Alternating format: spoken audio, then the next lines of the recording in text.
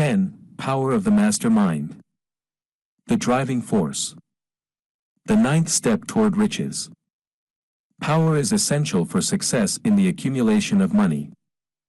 Plans are inert and useless without sufficient power to translate them into action. This chapter will describe the method by which an individual may attain and apply power. Power may be defined as organized and intelligently directed knowledge. Power, as the term is here used, refers to organized effort, sufficient to enable an individual to transmute desire into its monetary equivalent. Organized effort is produced through the coordination of effort of 2 or more people who work toward a definite end, in a spirit of harmony. Power is required for the accumulation of money. Power is necessary for the retention of money after it has been accumulated. Let us ascertain how power may be acquired. If power is organized knowledge, let us examine the sources of knowledge. A. Infinite intelligence. This source of knowledge may be contacted through the procedure described in another chapter, with the aid of creative imagination. B. Accumulated experience.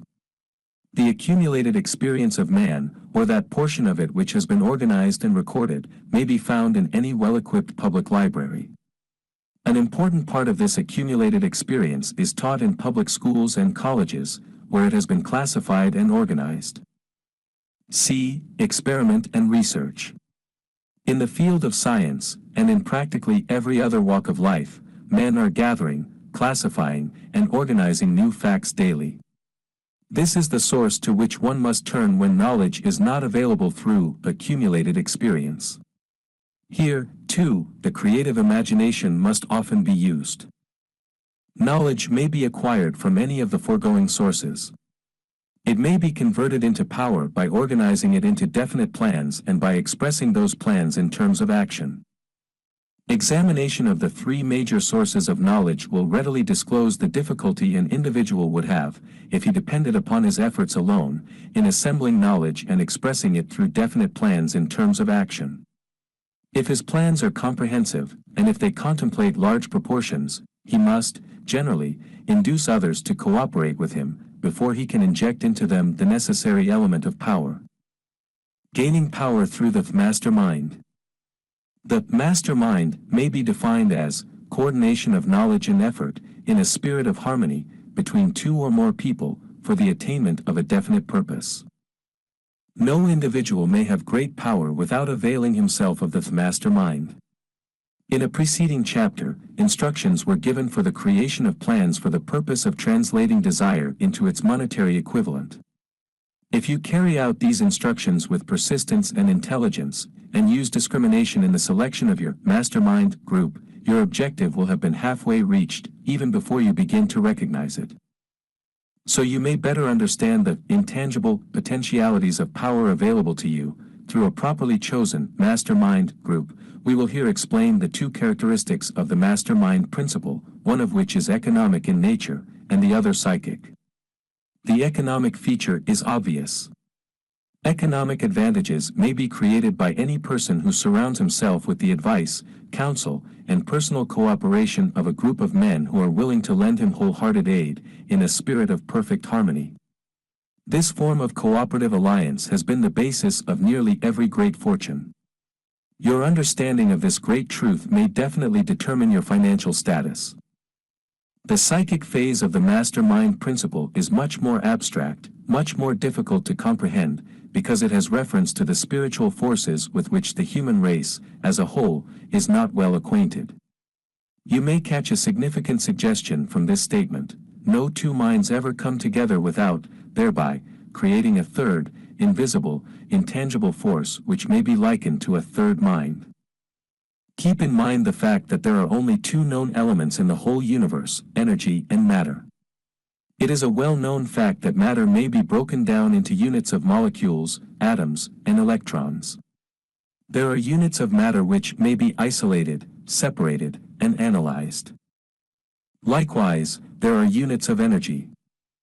The human mind is a form of energy, a part of it being spiritual in nature. When the minds of 2 people are coordinated in a spirit of harmony, the spiritual units of energy of each mind form an affinity, which constitutes the psychic phase of the mastermind. The mastermind principle, or rather the economic feature of it, was first called to my attention by Andrew Carnegie, over 25 years ago. Discovery of this principle was responsible for the choice of my life's work. Mr. Carnegie's mastermind group consisted of a staff of approximately 50 men, with whom he surrounded himself, for the definite purpose of manufacturing and marketing steel. He attributed his entire fortune to the power he accumulated through this mastermind. Analyze the record of any man who has accumulated a great fortune, and many of those who have accumulated modest fortunes, and you will find that they have either consciously or unconsciously employed the mastermind principle. Great power can be accumulated through no other principle. Energy is nature's universal set of building blocks, out of which she constructs every material thing in the universe, including man, and every form of animal and vegetable life. Through a process which only nature completely understands, she translates energy into matter. Nature's building blocks are available to man, in the energy involved in thinking. Man's brain may be compared to an electric battery. It absorbs energy from the ether, which permeates every atom of matter, and fills the entire universe. It is a well-known fact that a group of electric batteries will provide more energy than a single battery. It is also a well-known fact that an individual battery will provide energy in proportion to the number and capacity of the cells it contains. The brain functions in a similar fashion. This accounts for the fact that some brains are more efficient than others, and leads to this significant statement: a group of brains coordinated, or connected, in a spirit of harmony, will provide more thought energy than a single brain, just as a group of electric batteries will provide more energy than a single battery. Through this metaphor it becomes immediately obvious that the mastermind principle holds the secret of the power wielded by men who surround themselves with other men of brains. There follows, now, another statement which will lead still nearer to an understanding of the psychic phase of the mastermind principle. When a group of individual brains are coordinated and function in harmony, the increased energy created through that alliance becomes available to every individual brain in the group. It is a well-known fact that Henry Ford began his business career under the handicap of poverty, illiteracy, and ignorance. It is an equally well-known fact that, within the inconceivably short period of 10 years, Mr. Ford mastered these three handicaps, and that within 25 years he made himself one of the richest men in America.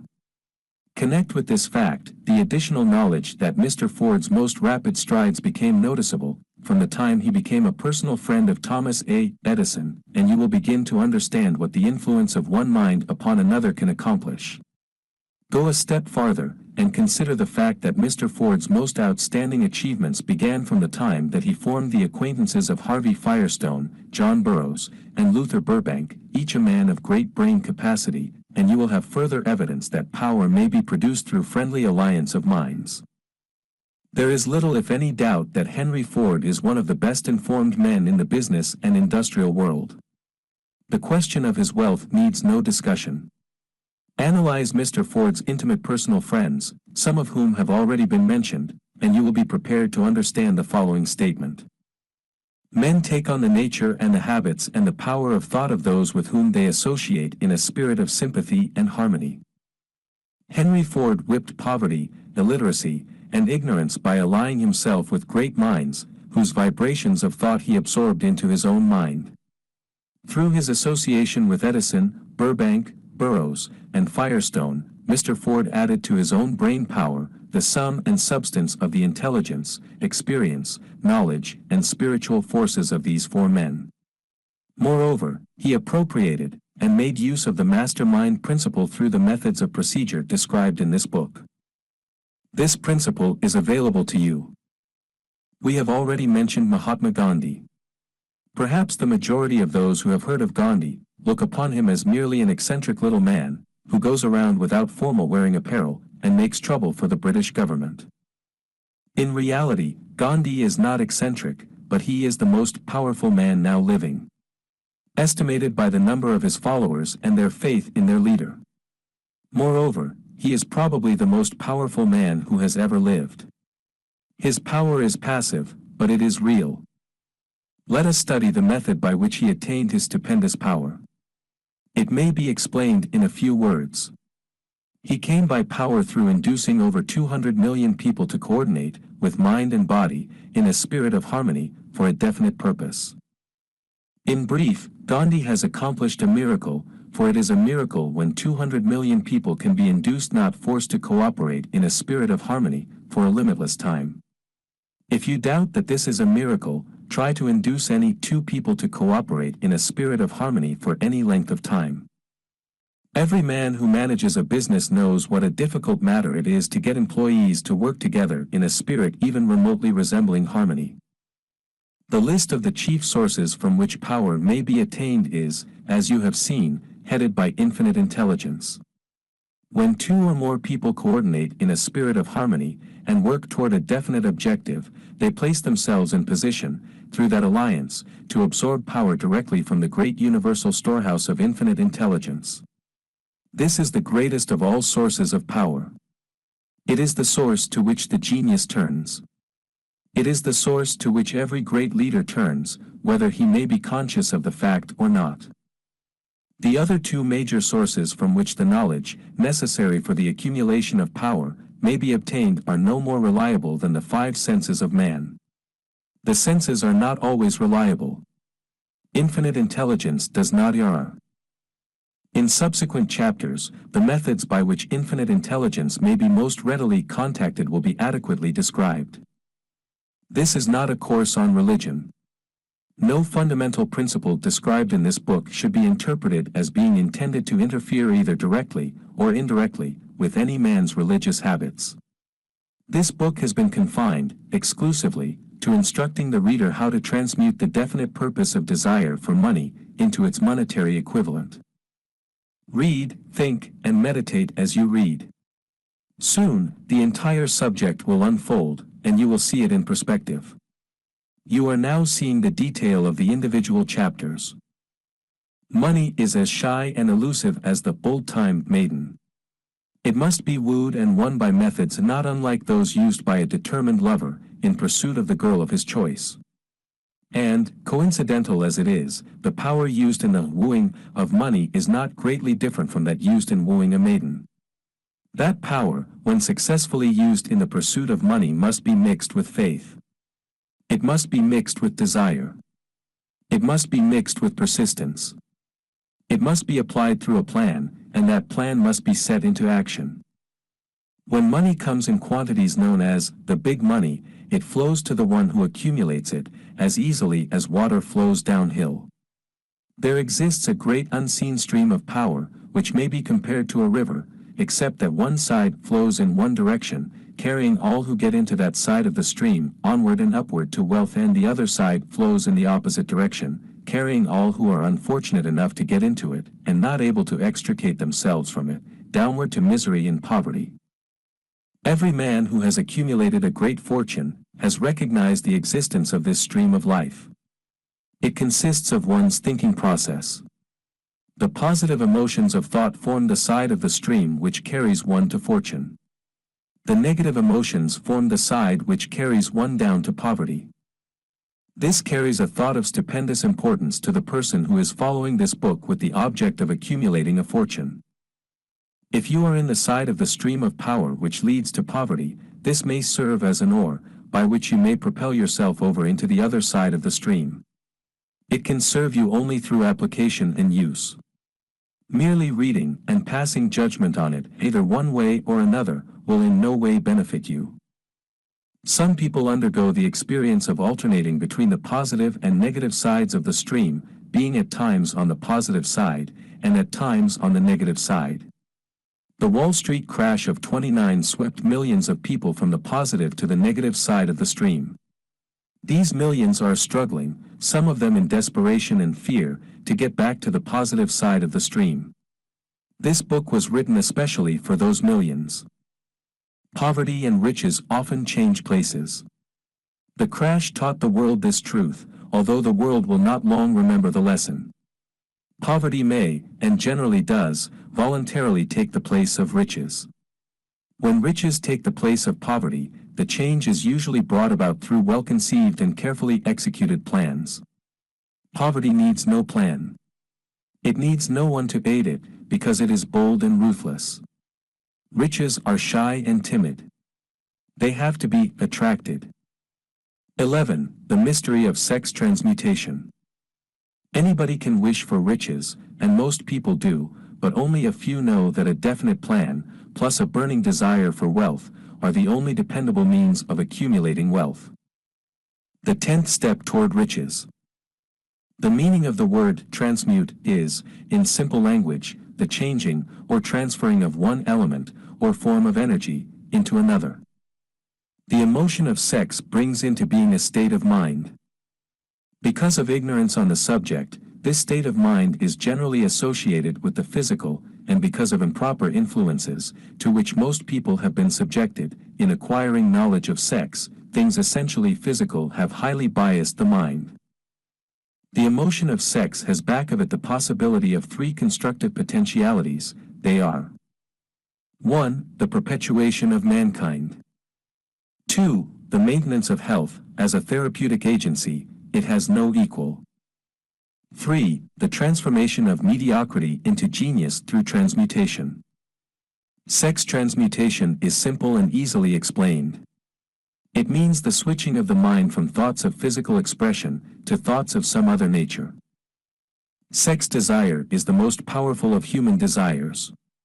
When driven by this desire, men develop keenness of imagination, courage, willpower, persistence, and creative ability unknown to them at other times. So strong and impelling is the desire for sexual contact that men freely run the risk of life and reputation to indulge it. When harnessed and redirected along other lines, this motivating force maintains all of its attributes of keenness of imagination, courage, etc., which may be used as powerful creative forces in literature, art, or in any other profession or calling, including, of course, the accumulation of riches. The transmutation of sex energy calls for the exercise of willpower, to be sure, but the reward is worth the effort. The desire for sexual expression is inborn and natural. The desire cannot and should not be submerged or eliminated. But it should be given an outlet through forms of expression which enrich the body, mind, and spirit of man. If not given this form of outlet, through transmutation, it will seek outlets through purely physical channels. A river may be dammed, and its water controlled for a time, but eventually, it will force an outlet. The same is true of the emotion of sex. It may be submerged and controlled for a time, but its very nature causes it to be ever seeking means of expression. If it is not transmuted into some creative effort, it will find a less worthy outlet. Fortunate, indeed, is the person who has discovered how to give sex emotion an outlet through some form of creative effort, for he has, by that discovery, lifted himself to the status of a genius. Scientific research has disclosed these significant facts. 1. The men of greatest achievement are men with highly developed sex natures, men who have learned the art of sex transmutation.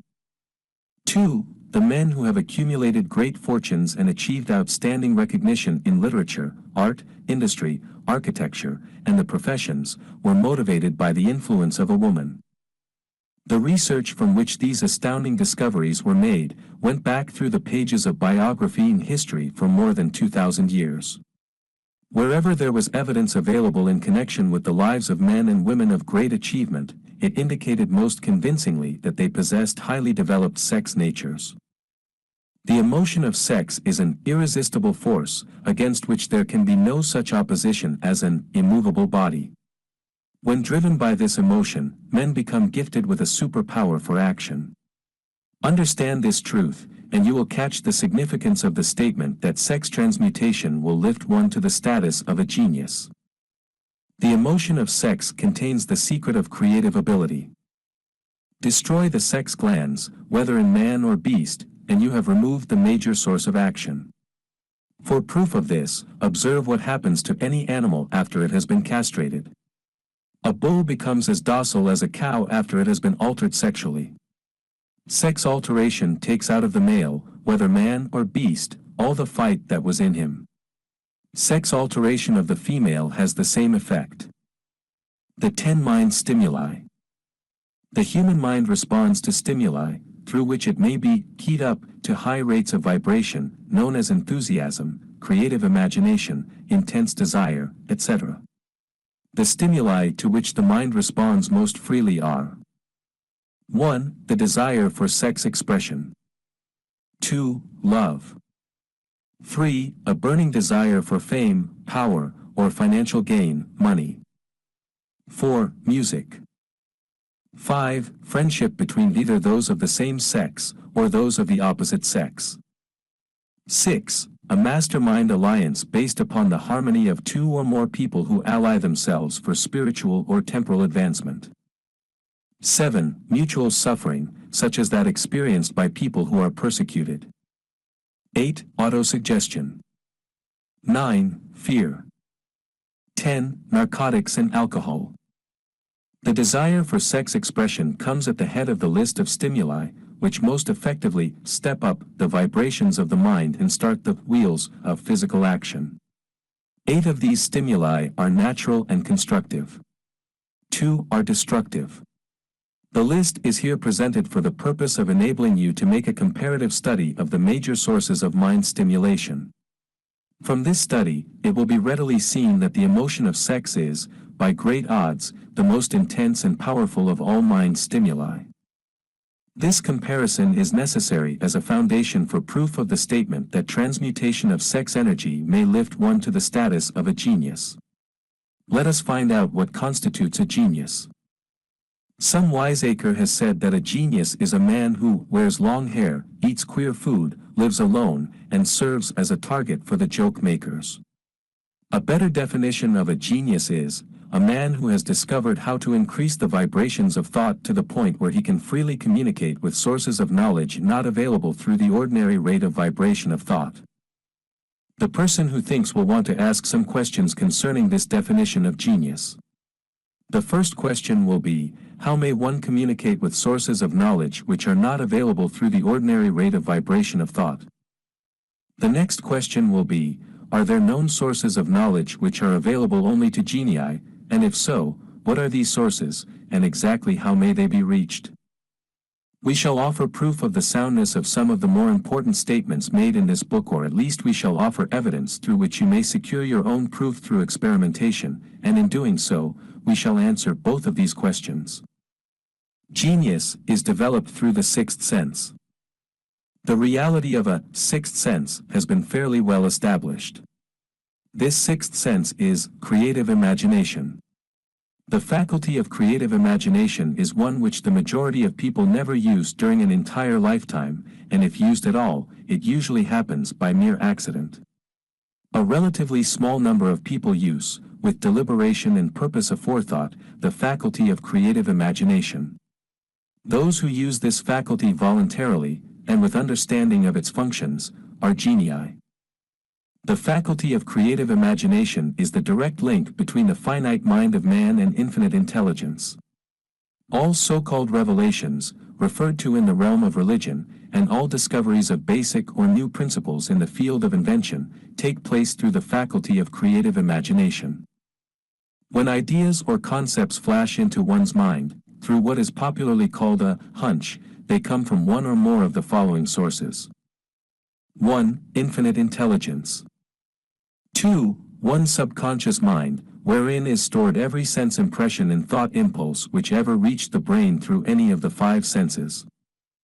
3. From the mind of some other person who has just released the thought, or picture of the idea or concept, through conscious thought, or 4. From the other person's subconscious storehouse. There are no other known sources from which inspired ideas or hunches may be received.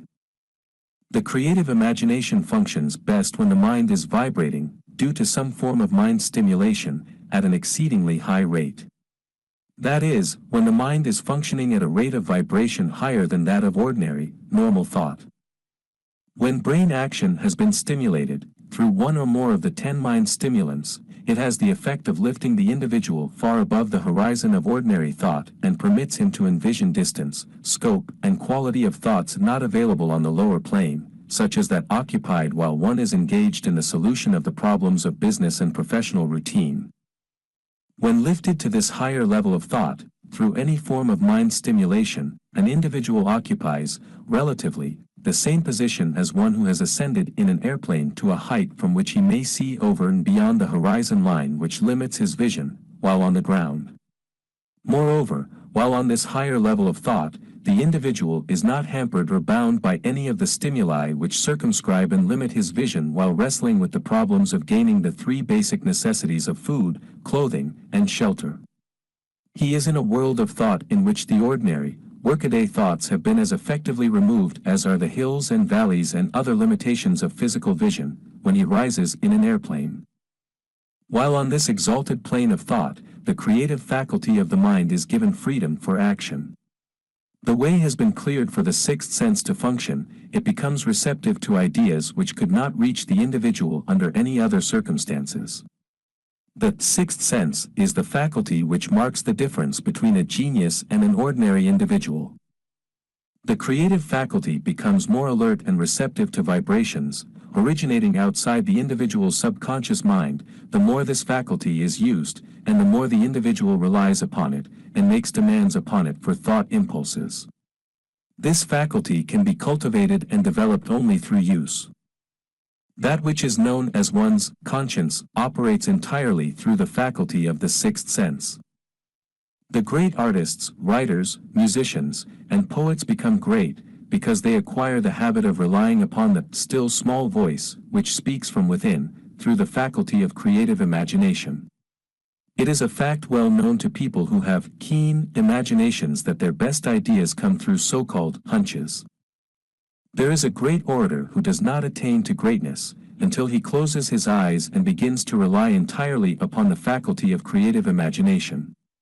When asked why he closed his eyes just before the climaxes of his oratory, he replied, "I do it, because, then I speak through ideas which come to me from within." One of America's most successful and best-known financiers followed the habit of closing his eyes for 2 or 3 minutes before making a decision. When asked why he did this, he replied, "With my eyes closed, I am able to draw upon a source of superior intelligence." The late Dr. Elmer R. Gates, of Chevy Chase, Maryland, created more than 200 useful patents, many of them basic, through the process of cultivating and using the creative faculty. His method is both significant and interesting to one interested in attaining to the status of genius, in which category Dr. Gates unquestionably belonged. Dr. Gates was one of the really great, though less publicized scientists of the world. In his laboratory, he had what he called his personal communication room. It was practically soundproof, and so arranged that all light could be shut out. It was equipped with a small table, on which he kept a pad of writing paper. In front of the table, on the wall, was an electric push-button, which controlled the lights. When Dr. Gates desired to draw upon the forces available to him through his creative imagination, he would go into this room, seat himself at the table, shut off the lights, and concentrate upon the known factors of the invention on which he was working, remaining in that position until ideas began to flash into his mind in connection with the unknown factors of the invention. On one occasion, ideas came through so fast that he was forced to write for almost 3 hours. When the thought stopped flowing, and he examined his notes, he found they contained a minute description of principles which had not a parallel among the known data of the scientific world.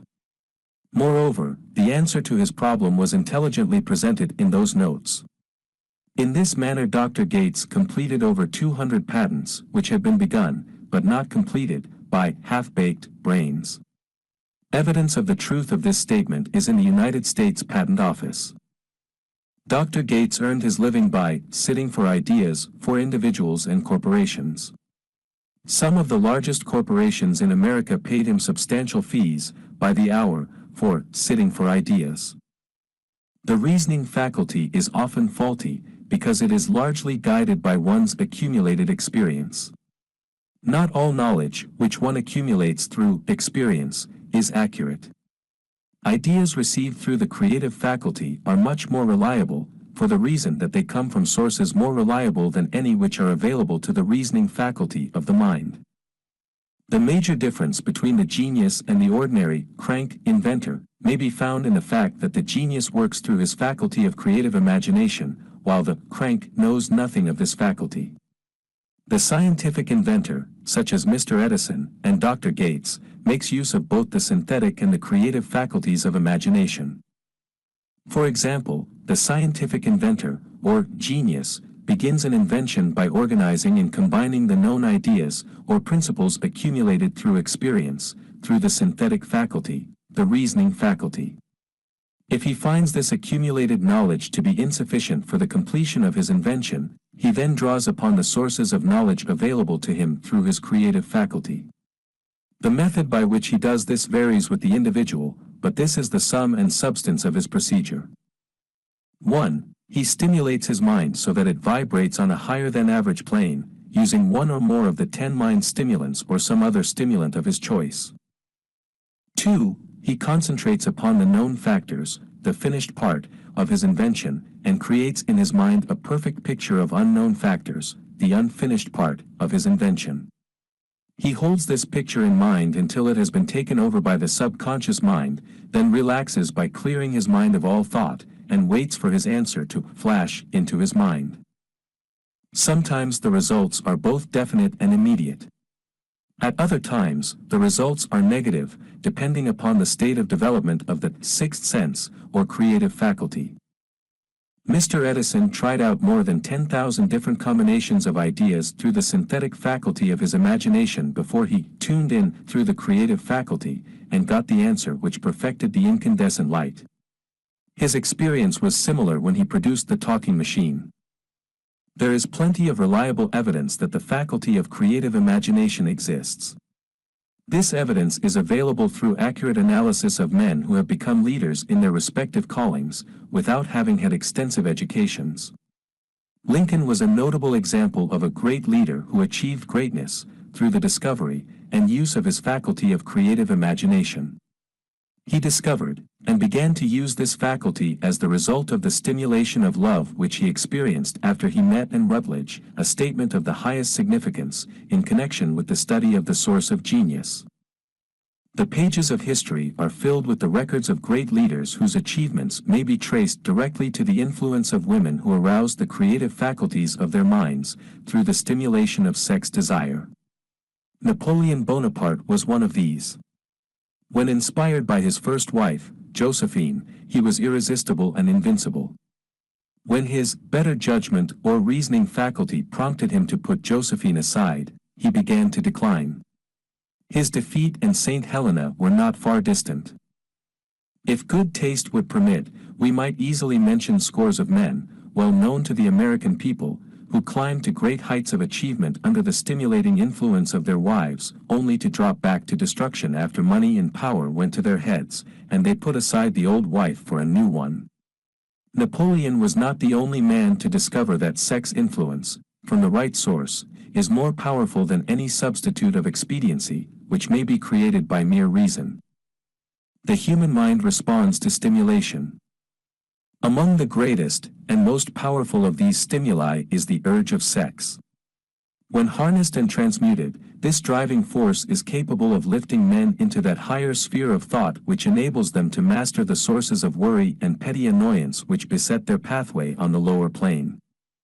Unfortunately, only the genii have made the discovery. Others have accepted the experience of sex urge, without discovering one of its major potentialities, a fact which accounts for the great number of others, as compared to the limited number of genii. For the purpose of refreshing the memory, in connection with the facts available from the biographies of certain men, we here present the names of a few men of outstanding achievement, each of whom was known to have been of a highly sex nature. The genius which was theirs undoubtedly found its source of power in transmuted sex energy. George Washington, Napoleon Bonaparte, William Shakespeare, Abraham Lincoln, Ralph Waldo Emerson, Robert Burns, Thomas Jefferson, Elbert Hubbard, Albert H. Gary, Oscar Wilde, Woodrow Wilson, John H. Patterson, Andrew Jackson, Enrico Caruso. Your own knowledge of biography will enable you to add to this list. Find, if you can, a single man, in all history of civilization, who achieved outstanding success in any calling, who was not driven by a well-developed sex nature. If you do not wish to rely upon biographies of men not now living, take inventory of those whom you know to be men of great achievement, and see if you can find one among them who is not highly sexed. Sex energy is the creative energy of all genii. There never has been, and never will be a great leader, builder, or artist lacking in this driving force of sex. Surely no one will misunderstand these statements to mean that all who are highly sexed are genii. Man attains to the status of a genius only when, and if, he stimulates his mind so that it draws upon the forces available, through the creative faculty of the imagination. Chief among the stimuli with which this stepping up of the vibrations may be produced is sex energy. The mere possession of this energy is not sufficient to produce a genius. The energy must be transmuted from desire for physical contact into some other form of desire and action before it will lift one to the status of a genius. Far from becoming genii, because of great sex desires, the majority of men lower themselves, through misunderstanding and misuse of this great force, to the status of the lower animals. Why men seldom succeed before 40. I discovered, from the analysis of over 25,000 people, that men who succeed in an outstanding way, seldom do so before the age of 40, and more often they do not strike their real pace until they are well beyond the age of 50. This fact was so astounding that it prompted me to go into the study of its cause most carefully, carrying the investigation over a period of more than 12 years. This study disclosed the fact that the major reason why the majority of men who succeed do not begin to do so before the age of 40 to 50 is their tendency to dissipate their energies through overindulgence in physical expression of the emotion of sex. The majority of men never learn that the urge of sex has other possibilities, which far transcend in importance that of mere physical expression. The majority of those who make this discovery do so after having wasted many years at a period when the sex energy is at its height, prior to the age of 45 to 50. This usually is followed by noteworthy achievement. The lives of many men up to, and sometimes well past the age of 40, reflect a continued dissipation of energies, which could have been more profitably turned into better channels.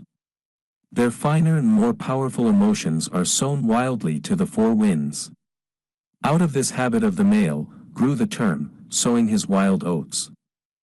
The desire for sexual expression is by far the strongest and most impelling of all the human emotions, and for this very reason this desire, when harnessed and transmuted into action, other than that of physical expression, may raise one to the status of a genius. One of America's most able business men frankly admitted that his attractive secretary was responsible for most of the plans he created. He admitted that her presence lifted him to heights of creative imagination, such as he could experience under no other stimulus. One of the most successful men in America owes most of his success to the influence of a very charming young woman, who has served as his source of inspiration for more than 12 years. Everyone knows the man to whom this reference is made, but not everyone knows the real source of his achievements. History is not lacking in examples of men who attain to the status of genii, as the result of the use of artificial mind stimulants in the form of alcohol and narcotics. Edgar Allan Poe wrote The Raven while under the influence of liquor, dreaming dreams that mortal never dared to dream before. James Whitcomb Riley did his best writing while under the influence of alcohol. Perhaps it was thus he saw the ordered intermingling of the real and the dream, the mill above the river, and the mist above the stream. Robert Burns wrote best when intoxicated, for auld lang syne, my dear, we'll take a cup of kindness yet, for auld lang syne.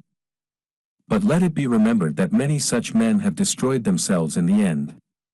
Nature has prepared her own potions with which men may safely stimulate their minds so they vibrate on a plane that enables them to tune into fine and rare thoughts which come from no man knows where.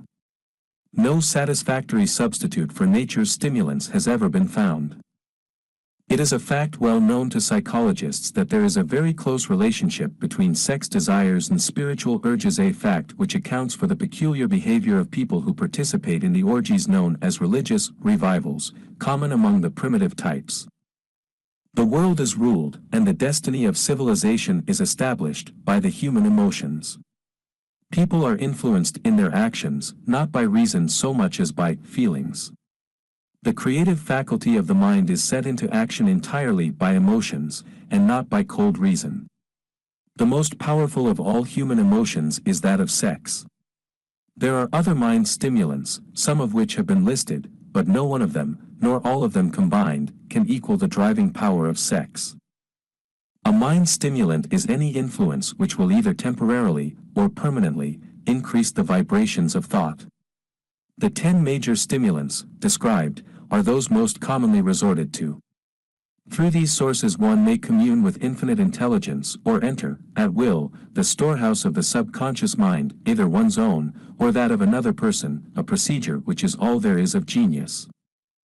A teacher, who has trained and directed the efforts of more than 30,000 salespeople, made the astounding discovery that highly sexed men are the most efficient salesmen.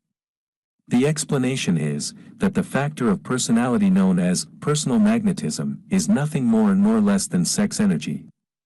Highly sexed people always have a plentiful supply of magnetism. Through cultivation and understanding, this vital force may be drawn upon and used to great advantage in the relationships between people.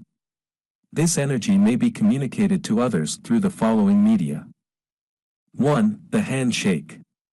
The touch of the hand indicates, instantly, the presence of magnetism, or the lack of it. 2. The tone of voice. Magnetism, or sex energy, is the factor with which the voice may be colored, or made musical and charming. 3. Posture and carriage of the body. Highly sexed people move briskly, and with grace and ease. 4. The vibrations of thought. Highly sexed people mix the emotion of sex with their thoughts, or may do so at will, and in that way, may influence those around them. 5. Body adornment. People who are highly sexed are usually very careful about their personal appearance. They usually select clothing of a style becoming to their personality, physique, complexion, etc.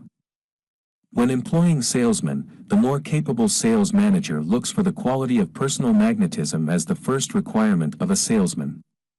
People who lack sex energy will never become enthusiastic nor inspire others with enthusiasm, and enthusiasm is one of the most important requisites in salesmanship, no matter what one is selling. The public speaker, orator, preacher, lawyer, or salesman who is lacking in sex energy is a flop, as far as being able to influence others is concerned. Couple with this the fact that most people can be influenced only through an appeal to their emotions, and you will understand the importance of sex energy as a part of the salesman's native ability. Master salesmen attain the status of mastery in selling, because they, either consciously or unconsciously, transmute the energy of sex into sales enthusiasm. In this statement may be found a very practical suggestion as to the actual meaning of sex transmutation. The salesman who knows how to take his mind off the subject of sex, and direct it in sales effort with as much enthusiasm and determination as he would apply to its original purpose, has acquired the art of sex transmutation, whether he knows it or not. The majority of salesmen who transmute their sex energy do so without being in the least aware of what they are doing, or how they are doing it. Transmutation of sex energy calls for more willpower than the average person cares to use for this purpose. Those who find it difficult to summon willpower sufficient for transmutation may gradually acquire this ability. Though this requires willpower, the reward for the practice is more than worth the effort. The entire subject of sex is one with which the majority of people appear to be unpardonably ignorant. The urge of sex has been grossly misunderstood, slandered, and burlesqued by the ignorant and the evil-minded, for so long that the very word sex is seldom used in polite society. Men and women who are known to be blessed, yes, blessed with highly sexed natures, are usually looked upon as being people who will bear watching. Instead of being called blessed, they are usually called cursed. Millions of people, even in this age of enlightenment, have inferiority complexes which they developed because of this false belief that a highly sexed nature is a curse. These statements, of the virtue of sex energy, should not be construed as justification for the libertine. The emotion of sex is a virtue only when used intelligently, and with discrimination. It may be misused, and often is, to such an extent that it debases, instead of enriches, both body and mind. The better use of this power is the burden of this chapter. It seemed quite significant to the author, when he made the discovery that practically every great leader, whom he had the privilege of analyzing, was a man whose achievements were largely inspired by a woman. In many instances, the woman in the case was a modest, self-denying wife, of whom the public had heard but little or nothing. In a few instances, the source of inspiration has been traced to the other woman. Perhaps such cases may not be entirely unknown to you. Intemperance in sex habits is just as detrimental as intemperance in habits of drinking and eating. In this age in which we live, an age which began with the World War, intemperance in habits of sex is common. This orgy of indulgence may account for the shortage of great leaders. No man can avail himself of the forces of his creative imagination, while dissipating them. Man is the only creature on earth which violates nature's purpose in this connection. Every other animal indulges its sex nature in moderation, and with purpose which harmonizes with the laws of nature. Every other animal responds to the call of sex only in season. Man's inclination is to declare open season. Every intelligent person knows that stimulation in excess, through alcoholic drink and narcotics, is a form of intemperance which destroys the vital organs of the body, including the brain. Not every person knows, however, that overindulgence in sex expression may become a habit as destructive and as detrimental to creative effort as narcotics or liquor. A sex-mad man is not essentially different than a dope-mad man. Both have lost control over their faculties of reason and willpower. Sexual overindulgence may not only destroy reason and willpower, but it may also lead to either temporary or permanent insanity. Many cases of hypochondria, imaginary illness, grow out of habits developed in ignorance of the true function of sex. From these brief references to the subject, it may be readily seen that ignorance on the subject of sex transmutation forces stupendous penalties upon the ignorant on the one hand, and withholds from them equally stupendous benefits on the other. Widespread ignorance on the subject of sex is due to the fact that the subject has been surrounded with mystery and beclouded by dark silence. The conspiracy of mystery and silence has had the same effect upon the minds of young people that the psychology of prohibition had. The result has been increased curiosity, and desire to acquire more knowledge on this verboten subject, and to the shame of all lawmakers, and most physicians by training best qualified to educate youth on that subject, information has not been easily available. Seldom does an individual enter upon highly creative effort in any field of endeavor before the age of 40. The average man reaches the period of his greatest capacity to create between 40 and 60. These statements are based upon analysis of thousands of men and women who have been carefully observed. They should be encouraging to those who fail to arrive before the age of 40, and to those who become frightened at the approach of old age, around the 40-year mark. The years between 40 and 50 are, as a rule, the most fruitful. Man should approach this age, not with fear and trembling, but with hope and eager anticipation.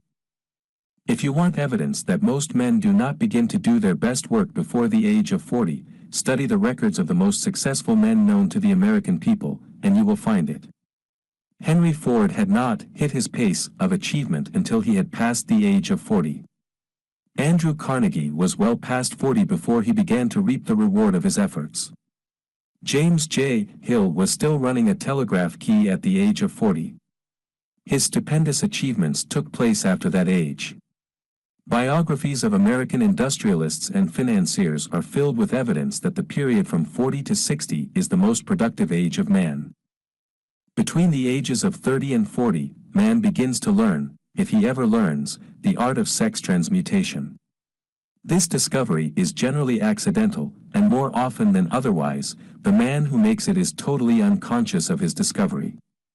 He may observe that his powers of achievement have increased around the age of 35 to 40, but in most cases, he is not familiar with the cause of this change, that nature begins to harmonize the emotions of love and sex in the individual, between the ages of 30 and 40, so that he may draw upon these great forces, and apply them jointly as stimuli to action. Sex, alone, is a mighty urge to action, but its forces are like a cyclone, they are often uncontrollable. When the emotion of love begins to mix itself with the emotion of sex, the result is calmness of purpose, poise, accuracy of judgment, and balance. What person, who has attained to the age of 40, is so unfortunate as to be unable to analyze these statements, and to corroborate them by his own experience?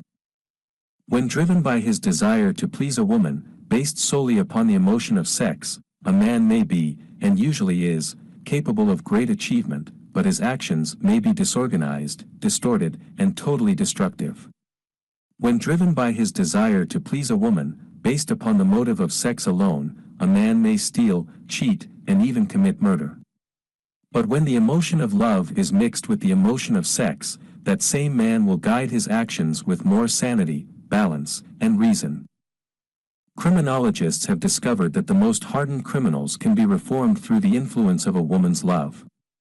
There is no record of a criminal having been reformed solely through the sex influence. These facts are well known, but their cause is not. Reformation comes, if at all, through the heart, or the emotional side of man, not through his head, or reasoning side. Reformation means a change of heart. It does not mean a change of head. A man may, because of reason, make certain changes in his personal conduct to avoid the consequences of undesirable effects, but genuine reformation comes only through a change of heart, through a desire to change. Love, romance, and sex are all emotions capable of driving men to heights of superachievement.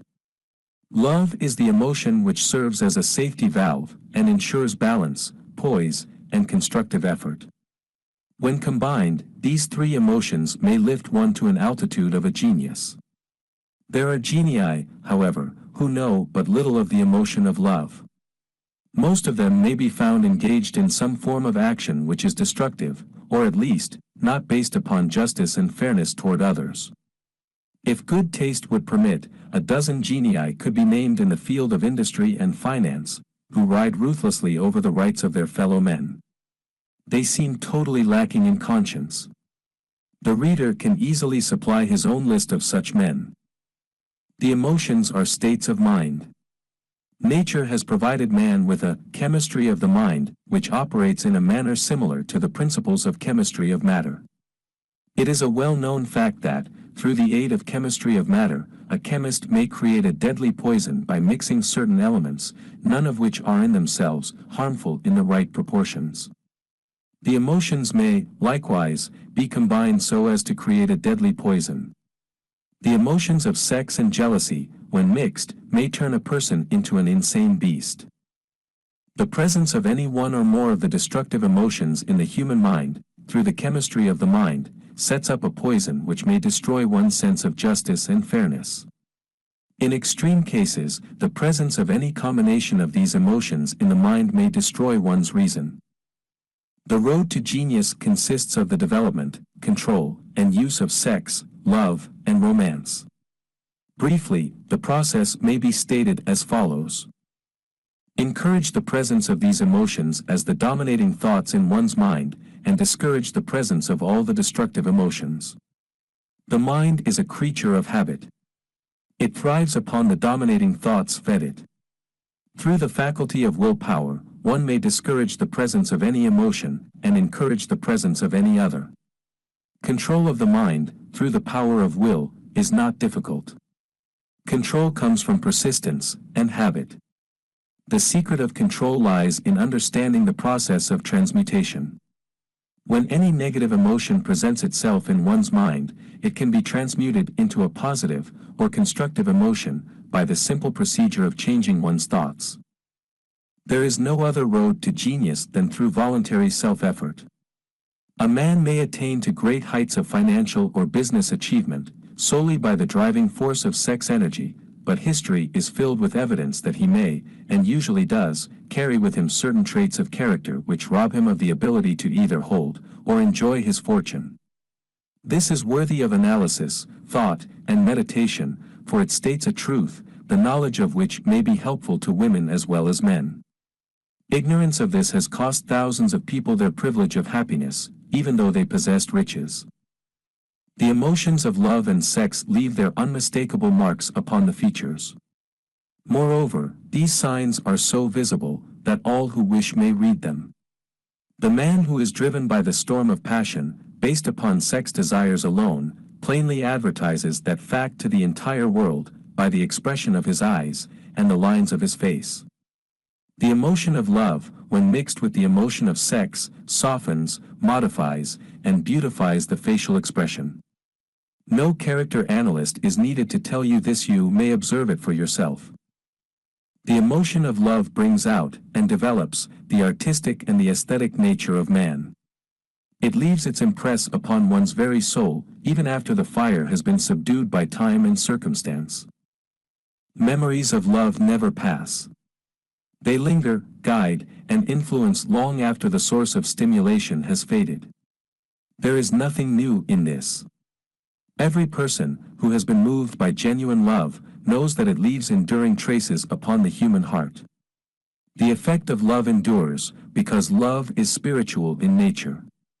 The man who cannot be stimulated to great heights of achievement by love is hopeless. He is dead, though he may seem to live. Even the memories of love are sufficient to lift one to a higher plane of creative effort.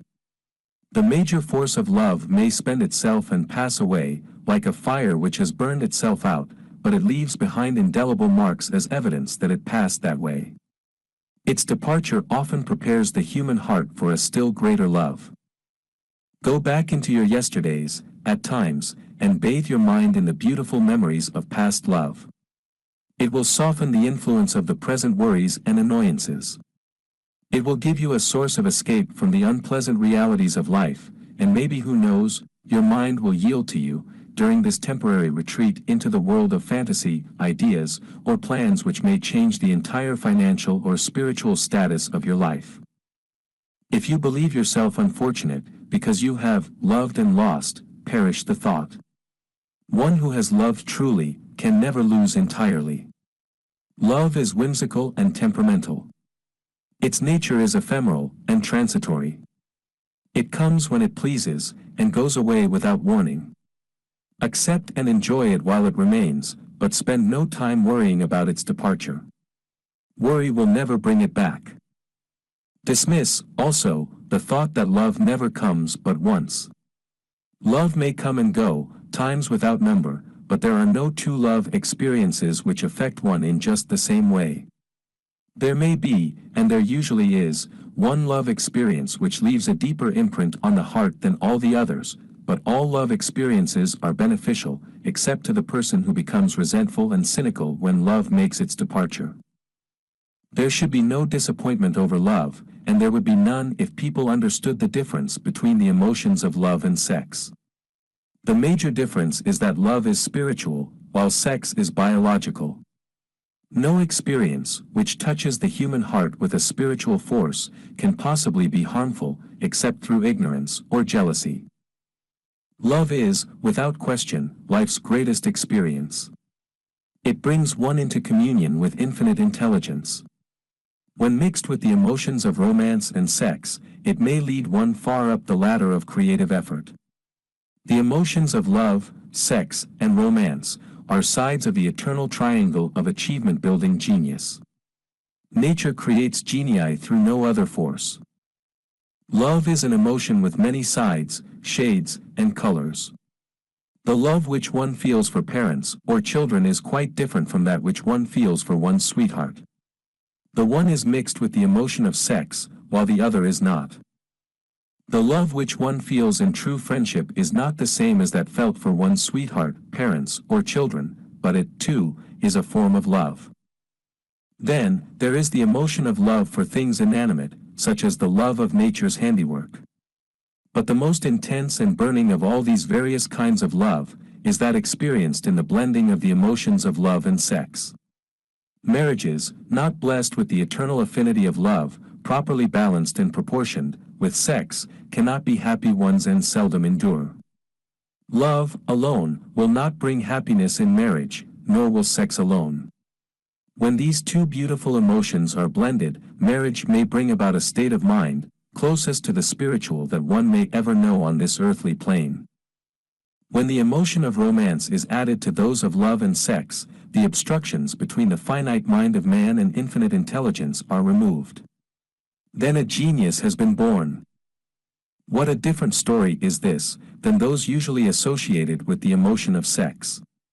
Here is an interpretation of the emotion which lifts it out of the commonplace, and makes of it potter's clay in the hands of God, from which he fashions all that is beautiful and inspiring. It is an interpretation which would, when properly understood, bring harmony out of the chaos which exists in too many marriages.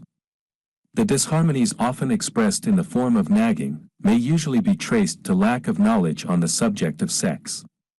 Where love, romance, and the proper understanding of the emotion and function of sex abide, there is no disharmony between married people. Fortunate is the husband whose wife understands the true relationship between the emotions of love, sex, and romance. When motivated by this holy triumvirate, no form of labor is burdensome, because even the most lowly form of effort takes on the nature of a labor of love. It is a very old saying that a man's wife may either make him or break him, but the reason is not always understood. The making and breaking is the result of the wife's understanding, or lack of understanding of the emotions of love, sex, and romance. Despite the fact that men are polygamous, by the very nature of their biological inheritance, it is true that no woman has as great an influence on a man as his wife, unless he is married to a woman totally unsuited to his nature. If a woman permits her husband to lose interest in her, and become more interested in other women, it is usually because of her ignorance, or indifference toward the subjects of sex, love, and romance. This statement presupposes, of course, that genuine love once existed between a man and his wife. The facts are equally applicable to a man who permits his wife's interest in him to die. Married people often bicker over a multitude of trivialities. If these are analyzed accurately, the real cause of the trouble will often be found to be indifference, or ignorance on these subjects. Man's greatest motivating force is his desire to please woman. The hunter who excelled during prehistoric days, before the dawn of civilization, did so, because of his desire to appear great in the eyes of woman. Man's nature has not changed in this respect. The hunter of today brings home no skins of wild animals, but he indicates his desire for her favor by supplying fine clothes, motor cars, and wealth. Man has the same desire to please woman that he had before the dawn of civilization. The only thing that has changed is his method of pleasing. Men who accumulate large fortunes, and attain to great heights of power and fame, do so, mainly, to satisfy their desire to please women. Take women out of their lives, and great wealth would be useless to most men. It is this inherent desire of man to please woman, which gives woman the power to make or break a man. The woman who understands man's nature and tactfully caters to it, need have no fear of competition from other women. Men may be giants with indomitable willpower when dealing with other men, but they are easily managed by the women of their choice. Most men will not admit that they are easily influenced by the women they prefer, because it is in the nature of the male to want to be recognized as the stronger of the species. Moreover, the intelligent woman recognizes this manly trait and very wisely makes no issue of it. Some men know that they are being influenced by the women of their choice, their wives, sweethearts, mothers, or sisters, but they tactfully refrain from rebelling against the influence because they are intelligent enough to know that no man is happy or complete without the modifying influence of the right woman. The man who does not recognize this important truth deprives himself of the power which has done more to help men achieve success than all other forces combined. 12. The subconscious mind. The connecting link. The 11th step toward riches. The subconscious mind consists of a field of consciousness, in which every impulse of thought that reaches the objective mind through any of the 5 senses, is classified and recorded, and from which thoughts may be recalled or withdrawn as letters may be taken from a filing cabinet. It receives and files sense impressions or thoughts, regardless of their nature. You may voluntarily plant in your subconscious mind any plan, thought, or purpose which you desire to translate into its physical or monetary equivalent. The subconscious acts first on the dominating desires which have been mixed with emotional feeling, such as faith. Consider this in connection with the instructions given in the chapter on desire, for taking the 6 steps there outlined, and the instructions given in the chapter on the building and execution of plans, and you will understand the importance of the thought conveyed. The subconscious mind works day and night.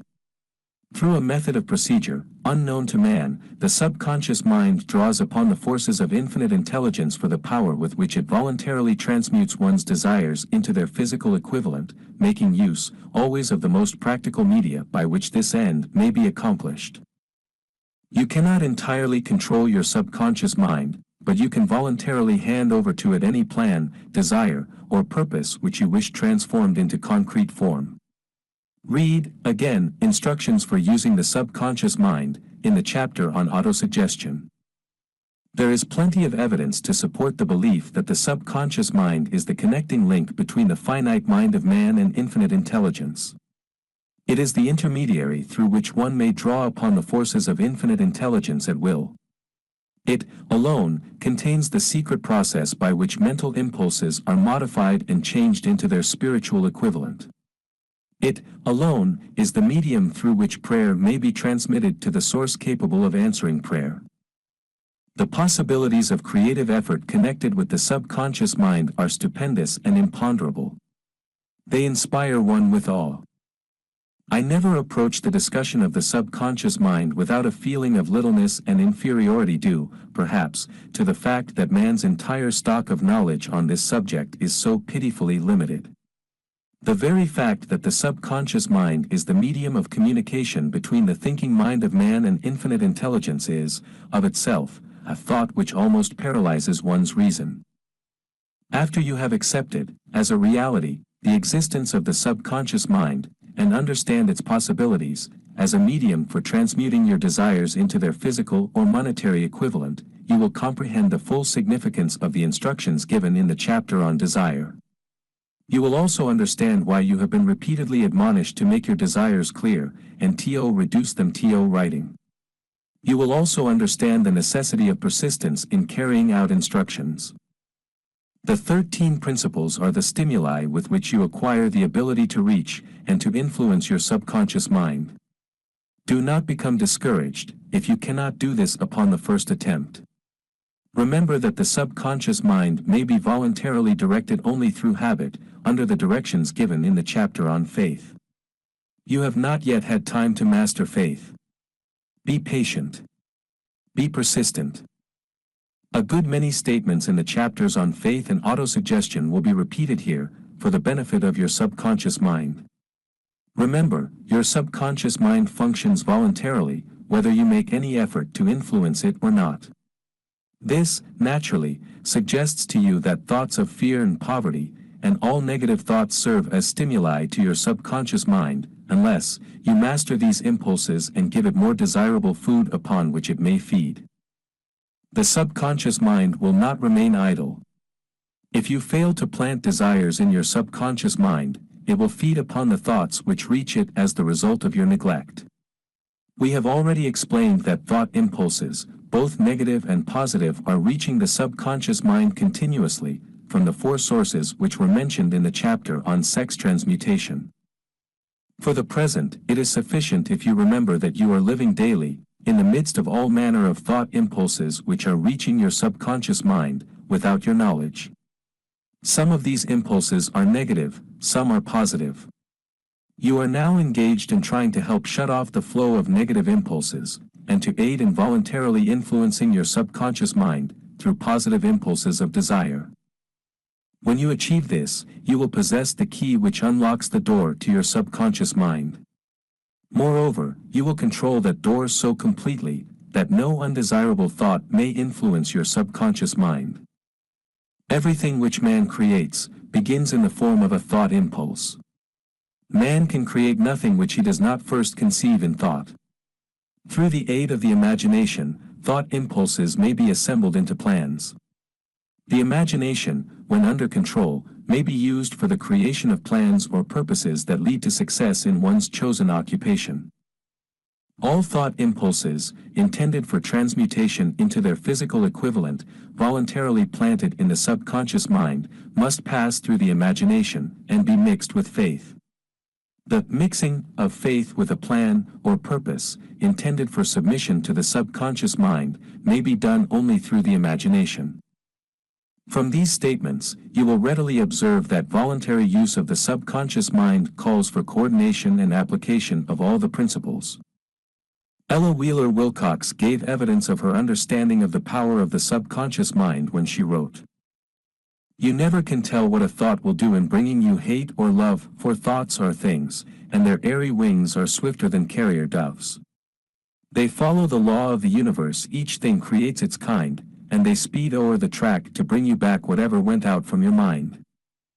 Mrs. Wilcox understood the truth, that thoughts which go out from one's mind, also embed themselves deeply in one's subconscious mind, where they serve as a magnet, pattern, or blueprint by which the subconscious mind is influenced while translating them into their physical equivalent. Thoughts are truly things, for the reason that every material thing begins in the form of thought energy.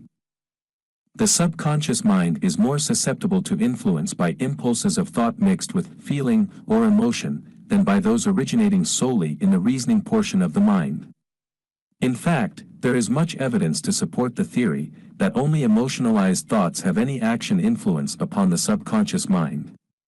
It is a well-known fact that emotion or feeling rules the majority of people. If it is true that the subconscious mind responds more quickly to, and is influenced more readily by thought impulses which are well mixed with emotion, it is essential to become familiar with the more important of the emotions. There are 7 major positive emotions, and 7 major negative emotions.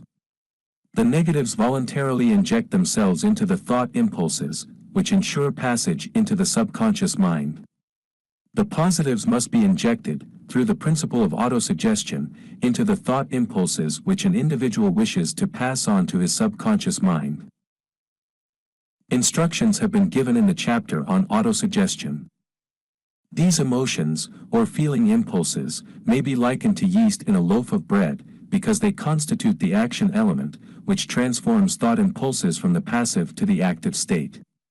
Thus may one understand why thought impulses, which have been well mixed with emotion, are acted upon more readily than thought impulses originating in cold reason. You are preparing yourself to influence and control the inner audience of your subconscious mind, in order to hand over to it the desire for money, which you wish transmuted into its monetary equivalent. It is essential, therefore, that you understand the method of approach to this inner audience. You must speak its language, or it will not heed your call. It understands best the language of emotion or feeling. Let us, therefore, describe here the 7 major positive emotions, and the 7 major negative emotions, so that you may draw upon the positives, and avoid the negatives, when giving instructions to your subconscious mind. The 7 major positive emotions. The emotion of desire, the emotion of faith, the emotion of love, the emotion of sex, the emotion of enthusiasm, the emotion of romance, the emotion of hope. There are other positive emotions, but these are the 7 most powerful, and the ones most commonly used in creative effort. Master these 7 emotions, they can be mastered only by use, and the other positive emotions will be at your command when you need them. Remember, in this connection, that you are studying a book which is intended to help you develop a money consciousness by filling your mind with positive emotions. One does not become money conscious by filling one's mind with negative emotions. The 7 major negative emotions, to be avoided.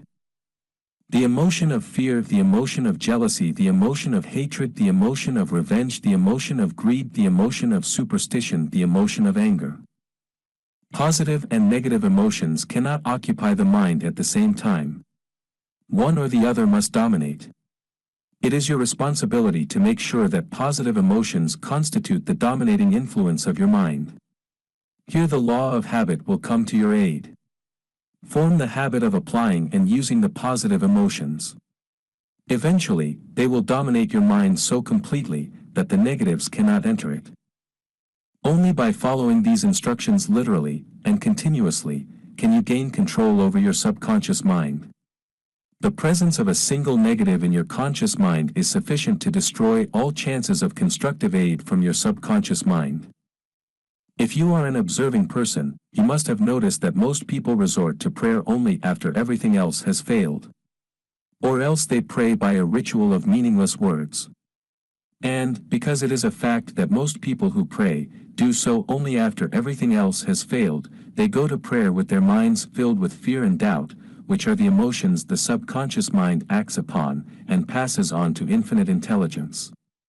Likewise, that is the emotion which infinite intelligence receives, and acts upon. If you pray for a thing, but have fear as you pray, that you may not receive it, or that your prayer will not be acted upon by infinite intelligence, your prayer will have been in vain. Prayer does, sometimes, result in the realization of that for which one prays. If you have ever had the experience of receiving that for which you prayed, go back in your memory, and recall your actual state of mind, while you were praying, and you will know, for sure, that the theory here described is more than a theory. The time will come when the schools and educational institutions of the country will teach the science of prayer. Moreover, then prayer may be, and will be reduced to a science.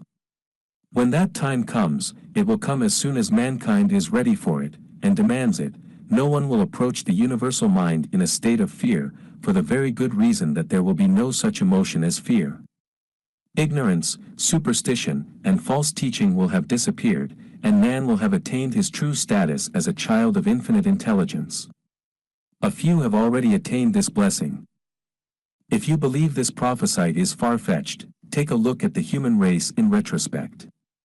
Less than 100 years ago, men believed the lightning to be evidence of the wrath of God, and feared it. Now, thanks to the power of faith, men have harnessed the lightning and made it turn the wheels of industry.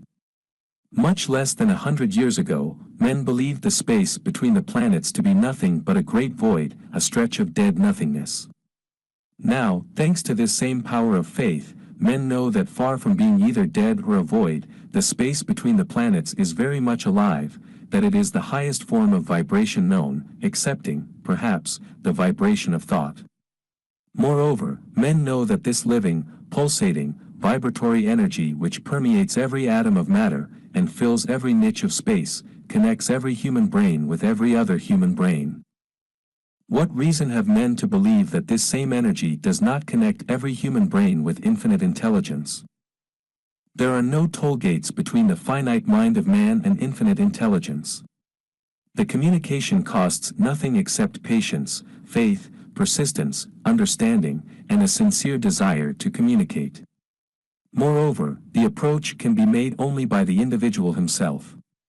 Paid prayers are worthless. Infinite intelligence does no business by proxy. You either go direct, or you do not communicate. You may buy prayer books and repeat them until the day of your doom, without avail. Thoughts which you wish to communicate to infinite intelligence must undergo transformation, such as can be given only through your own subconscious mind. The method by which you may communicate with infinite intelligence is very similar to that through which the vibration of sound is communicated by radio. If you understand the working principle of radio, you of course know that sound cannot be communicated through the ether until it has been stepped up or changed into a rate of vibration which the human ear cannot detect. The radio sending station picks up the sound of the human voice and scrambles or modifies it by stepping up the vibration millions of times. Only in this way can the vibration of sound be communicated through the ether. After this transformation has taken place, the ether picks up the energy, which originally was in the form of vibrations of sound, carries that energy to radio receiving stations, and these receiving sets step that energy back down to its original rate of vibration so it is recognized as sound. The subconscious mind is the intermediary, which translates one's prayers into terms which infinite intelligence can recognize, presents the message, and brings back the answer in the form of a definite plan or idea for procuring the object of the prayer. Understand this principle, and you will know why mere words read from a prayer book cannot, and will never serve as an agency of communication between the mind of man and infinite intelligence. Before your prayer will reach infinite intelligence, a statement of the author's theory only, it probably is transformed from its original thought vibration into terms of spiritual vibration. Faith is the only known agency which will give your thoughts a spiritual nature.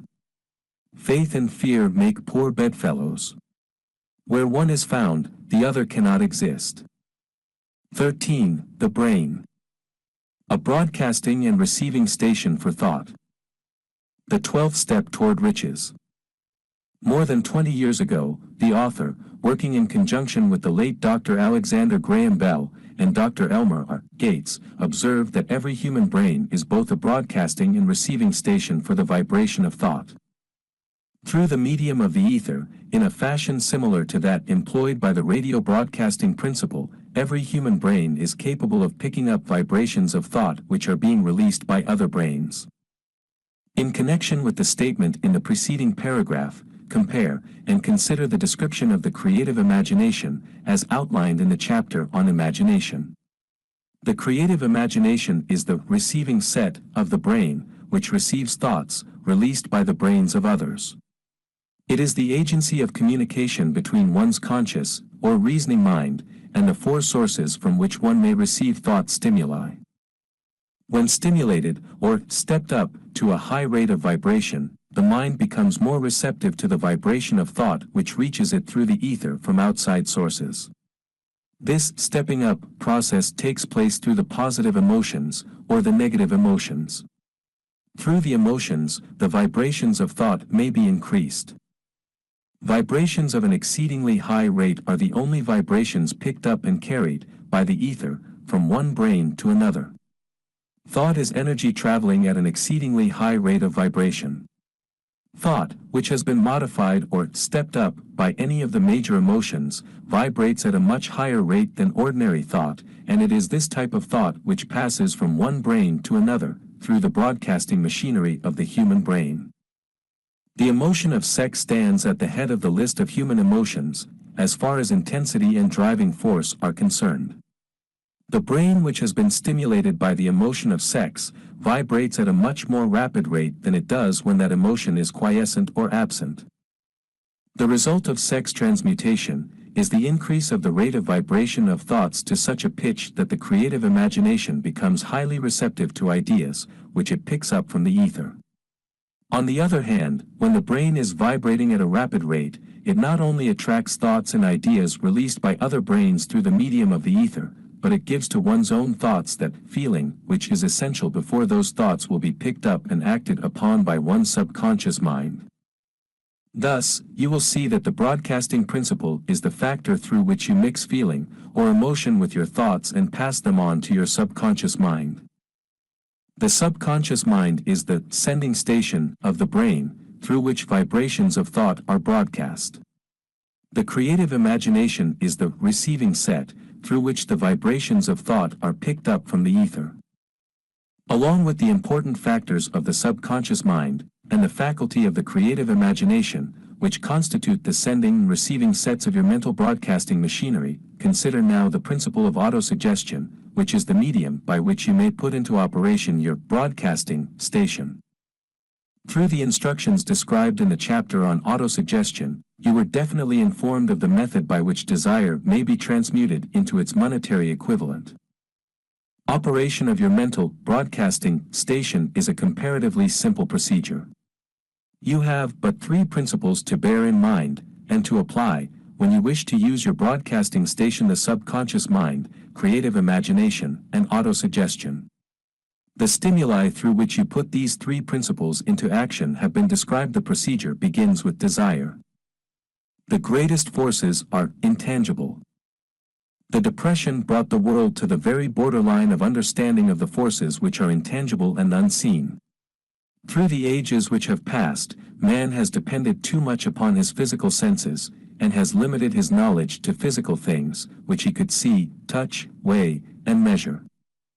We are now entering the most marvelous of all ages, an age which will teach us something of the intangible forces of the world about us. Perhaps we shall learn, as we pass through this age, that the other self is more powerful than the physical self we see when we look into a mirror. Sometimes men speak lightly of the intangibles, the things which they cannot perceive through any of their five senses, and when we hear them, it should remind us that all of us are controlled by forces which are unseen and intangible. The whole of mankind has not the power to cope with, nor to control the intangible force wrapped up in the rolling waves of the oceans. Man has not the capacity to understand the intangible force of gravity, which keeps this little earth suspended in midair, and keeps man from falling from it, much less the power to control that force. Man is entirely subservient to the intangible force which comes with a thunderstorm, and he is just as helpless in the presence of the intangible force of electricity. Nay, he does not even know what electricity is, where it comes from, or what is its purpose. Nor is this by any means the end of man's ignorance in connection with things unseen and intangible. He does not understand the intangible force, and intelligence, wrapped up in the soil of the earth, the force which provides him with every morsel of food he eats, every article of clothing he wears, every dollar he carries in his pockets. The dramatic story of the brain. Last, but not least, man, with all of his boasted culture and education, understands little or nothing of the intangible force, the greatest of all the intangibles, of thought. He knows but little concerning the physical brain, and its vast network of intricate machinery through which the power of thought is translated into its material equivalent, but he is now entering an age which shall yield enlightenment on the subject. Already men of science have begun to turn their attention to the study of this stupendous thing called a brain, and, while they are still in the kindergarten stage of their studies, they have uncovered enough knowledge to know that the central switchboard of the human brain, the number of lines which connect the brain cells one with another, equal the figure 1, followed by 15 million ciphers. The figure is so stupendous, said Dr. C. Judson Herrick, of the University of Chicago, that astronomical figures dealing with hundreds of millions of light years become insignificant by comparison. It has been determined that there are from 10 billion to 14 billion nerve cells in the human cerebral cortex, and we know that these are arranged in definite patterns. These arrangements are not haphazard. They are orderly. Recently developed methods of electrophysiology draw off action currents from very precisely located cells, or fibers with microelectrodes, amplify them with radio tubes, and record potential differences to a millionth of a volt. It is inconceivable that such a network of intricate machinery should be in existence for the sole purpose of carrying on the physical functions incidental to growth and maintenance of the physical body. Is it not likely that the same system, which gives billions of brain cells the media for communication one with another, provides also the means of communication with other intangible forces?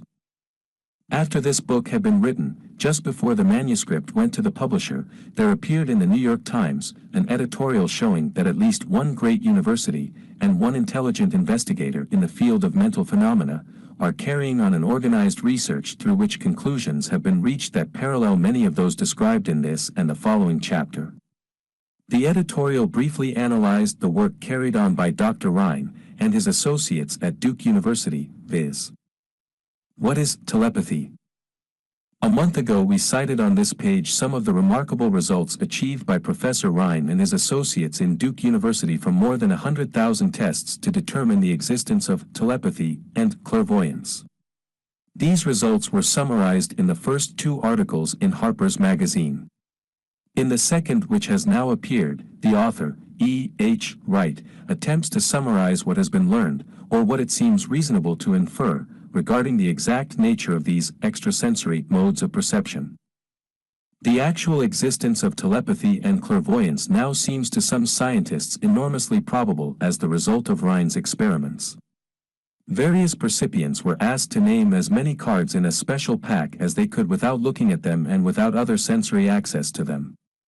About a score of men and women were discovered who could regularly name so many of the cards correctly that there was not one chance in many a million of their having done their feats by luck or accident. But how did they do them? These powers, assuming that they exist, do not seem to be sensory. There is no known organ for them. The experiments worked just as well at distances of several hundred miles as they did in the same room. These facts also dispose, in Mr. Wright's opinion, of the attempt to explain telepathy or clairvoyance through any physical theory of radiation. All known forms of radiant energy decline inversely as the square of the distance traversed. Telepathy and clairvoyance do not. But they do vary through physical causes as our other mental powers do. Contrary to widespread opinion, they do not improve when the percipient is asleep or half asleep, but, on the contrary, when he is most wide awake and alert. Rhine discovered that a narcotic will invariably lower a percipient score, while a stimulant will always send it higher. The most reliable performer apparently cannot make a good score unless he tries to do his best. One conclusion that Wright draws with some confidence is that telepathy and clairvoyance are really one and the same gift. That is, the faculty that sees a card face down on a table seems to be exactly the same one that reads a thought residing only in another mind. There are several grounds for believing this. So far, for example, the two gifts have been found in every person who enjoys either of them. In everyone so far the two have been of equal vigor, almost exactly. Screens, walls, distances, have no effect at all on either.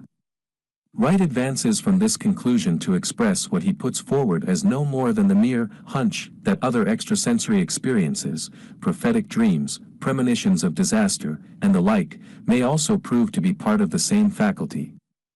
The reader is not asked to accept any of these conclusions unless he finds it necessary, but the evidence that Rhine has piled up must remain impressive. In view of Dr. Rhine's announcement in connection with the conditions under which the mind responds to what he terms extrasensory modes of perception, I now feel privileged to add to his testimony by stating that my associates and I have discovered what we believe to be the ideal conditions under which the mind can be stimulated so that the sixth sense described in the next chapter can be made to function in a practical way. The conditions to which I refer consist of a close working alliance between myself and two members of my staff. Through experimentation and practice, we have discovered how to stimulate our minds, by applying the principle used in connection with the invisible counselors described in the next chapter, so that we can, by a process of blending our three minds into one, find the solution to a great variety of personal problems which are submitted by my clients. The procedure is very simple. We sit down at a conference table, clearly state the nature of the problem we have under consideration, then begin discussing it. Each contributes whatever thoughts that may occur. The strange thing about this method of mind stimulation is that it places each participant in communication with unknown sources of knowledge definitely outside his own experience. If you understand the principle described in the chapter on the master mind, you of course recognize the roundtable procedure here described as being a practical application of the master mind. This method of mind stimulation, through harmonious discussion of definite subjects, between three people, illustrates the simplest and most practical use of the master mind. By adopting and following a similar plan, any student of this philosophy may come into possession of the famous Carnegie formula briefly described in the introduction. If it means nothing to you at this time, mark this page and read it again after you have finished the last chapter. 14. The Sixth Sense. The depression was a blessing in disguise. It reduced the whole world to a new starting point that gives everyone a new opportunity. The door to the temple of wisdom. The 13th step toward riches. The 13th principle is known as the sixth sense, through which infinite intelligence may, and will communicate voluntarily, without any effort from, or demands by, the individual. This principle is the apex of the philosophy. It can be assimilated, understood, and applied only by first mastering the other 12 principles. The sixth sense is that portion of the subconscious mind which has been referred to as the creative imagination. It has also been referred to as the receiving set, through which ideas, plans, and thoughts flash into the mind. The flashes are sometimes called hunches or inspirations. The sixth sense defies description. It cannot be described to a person who has not mastered the other principles of this philosophy, because such a person has no knowledge and no experience with which the sixth sense may be compared. Understanding of the sixth sense comes only by meditation through mind development from within. The sixth sense probably is the medium of contact between the finite mind of man and infinite intelligence, and for this reason, it is a mixture of both the mental and the spiritual. It is believed to be the point at which the mind of man contacts the universal mind. After you have mastered the principles described in this book, you will be prepared to accept as truth a statement which may, otherwise, be incredible to you, namely, through the aid of the sixth sense, you will be warned of impending dangers in time to avoid them, and notified of opportunities in time to embrace them. There comes to your aid, and to do your bidding, with the development of the sixth sense, a guardian angel, who will open to you at all times the door to the temple of wisdom. Whether or not this is a statement of truth, you will never know, except by following the instructions described in the pages of this book or some similar method of procedure. The author is not a believer in, nor an advocate of, miracles, for the reason that he has enough knowledge of nature to understand that nature never deviates from her established laws. Some of her laws are so incomprehensible that they produce what appear to be miracles. The sixth sense comes as near to being a miracle as anything I have ever experienced, and it appears so, only because I do not understand the method by which this principle is operated. This much the author does know, that there is a power, or a first cause, or an intelligence, which permeates every atom of matter, and embraces every unit of energy perceptible to man, that this infinite intelligence converts acorns into oak trees, causes water to flow downhill in response to the law of gravity, follows night with day, and winter with summer, each maintaining its proper place and relationship to the other. This intelligence may, through the principles of this philosophy, be induced to aid in transmuting desires into concrete or material form.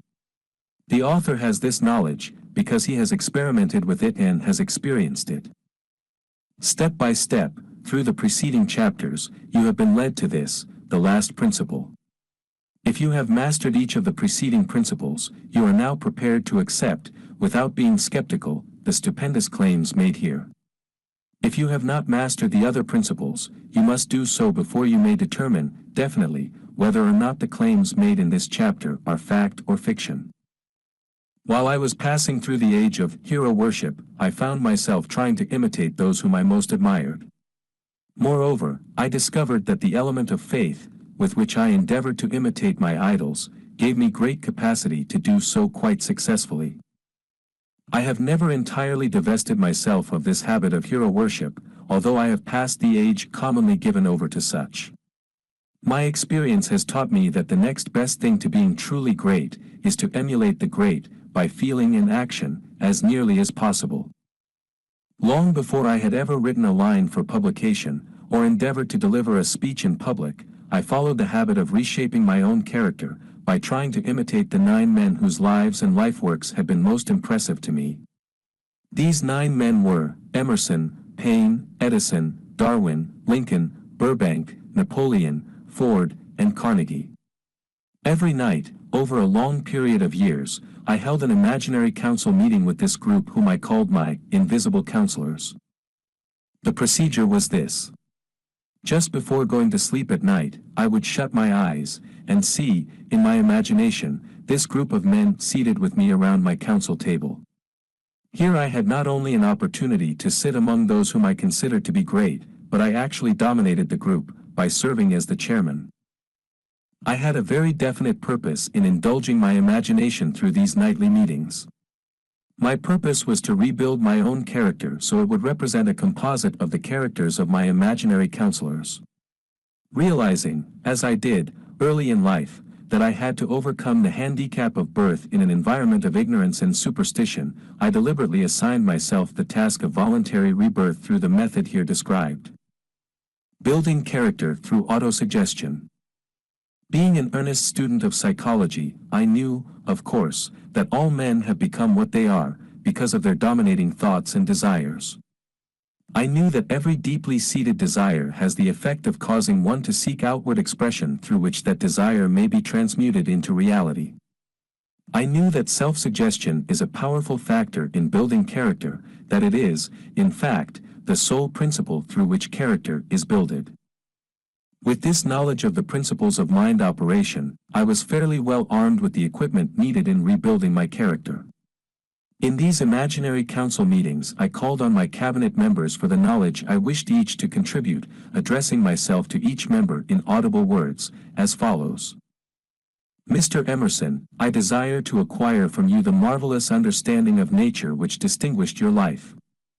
I ask that you make an impress upon my subconscious mind, of whatever qualities you possessed, which enabled you to understand and adapt yourself to the laws of nature. I ask that you assist me in reaching and drawing upon whatever sources of knowledge are available to this end.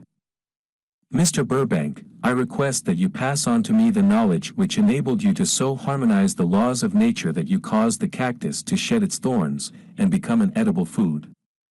Give me access to the knowledge which enabled you to make 2 blades of grass grow where but one grew before, and helped you to blend the coloring of the flowers with more splendor and harmony, for you, alone, have successfully gilded the lily.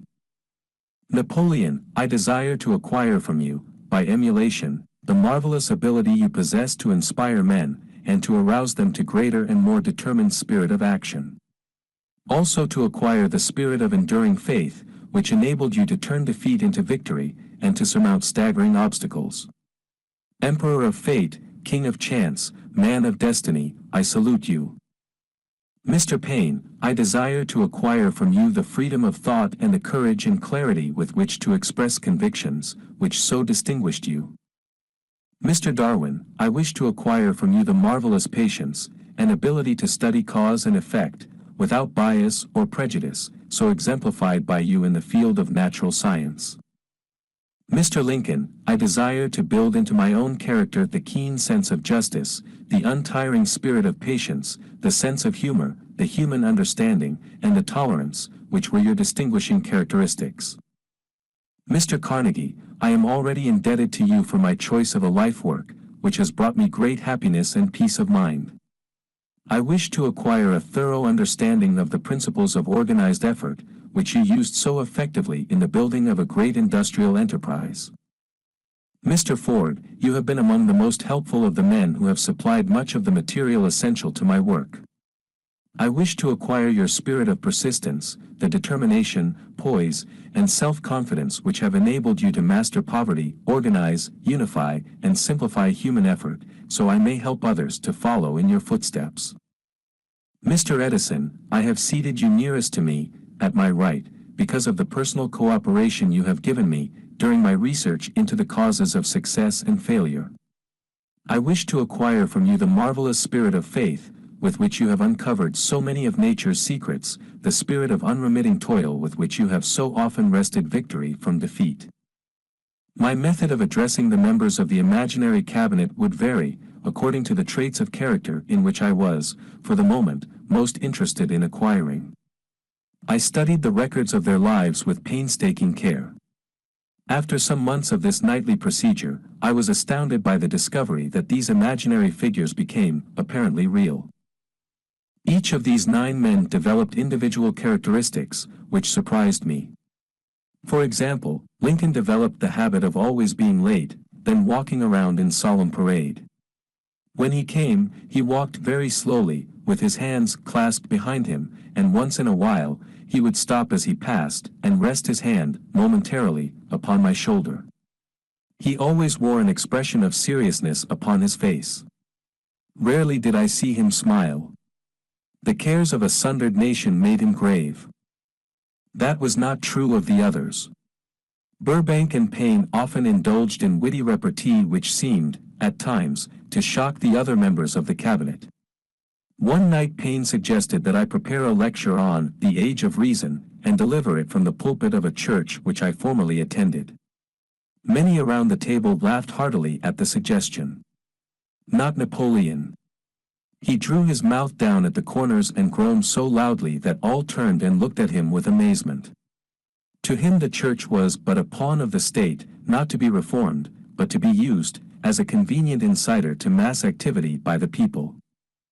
On one occasion Burbank was late. When he came, he was excited with enthusiasm, and explained that he had been late, because of an experiment he was making, through which he hoped to be able to grow apples on any sort of tree. Payne chided him by reminding him that it was an apple which started all the trouble between man and woman. Darwin chuckled heartily as he suggested that Payne should watch out for little serpents, when he went into the forest to gather apples, as they had the habit of growing into big snakes.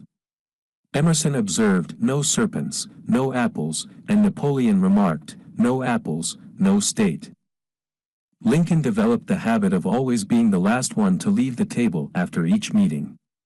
On one occasion, he leaned across the end of the table, his arms folded, and remained in that position for many minutes. I made no attempt to disturb him. Finally, he lifted his head slowly, got up and walked to the door, then turned around, came back, and laid his hand on my shoulder and said, "My boy, you will need much courage if you remain steadfast in carrying out your purpose in life. But remember, when difficulties overtake you, the common people have common sense. Adversity will develop it." One evening Edison arrived ahead of all the others. He walked over and seated himself at my left, where Emerson was accustomed to sit, and said, "You are destined to witness the discovery of the secret of life. When the time comes, you will observe that life consists of great swarms of energy, or entities, each as intelligent as human beings think themselves to be. These units of life group together like hives of bees, and remain together until they disintegrate, through lack of harmony. These units have differences of opinion, the same as human beings, and often fight among themselves. These meetings which you are conducting will be very helpful to you. They will bring to your rescue some of the same units of life which served the members of your cabinet during their lives. These units are eternal. They never die. Your own thoughts and desires serve as the magnet which attracts units of life from the great ocean of life out there. Only the friendly units are attracted, the ones which harmonize with the nature of your desires. The other members of the cabinet began to enter the room. Edison got up and slowly walked around to his own seat. Edison was still living when this happened. It impressed me so greatly that I went to see him and told him about the experience. He smiled broadly and said, "Your dream was more a reality than you may imagine it to have been." He added no further explanation to his statement. These meetings became so realistic that I became fearful of their consequences and discontinued them for several months. The experiences were so uncanny, I was afraid if I continued them I would lose sight of the fact that the meetings were purely experiences of my imagination. Some 6 months after I had discontinued the practice, I was awakened one night, or thought I was, when I saw Lincoln standing at my bedside. He said, "The world will soon need your services. It is about to undergo a period of chaos which will cause men and women to lose faith and become panic-stricken. Go ahead with your work and complete your philosophy. That is your mission in life.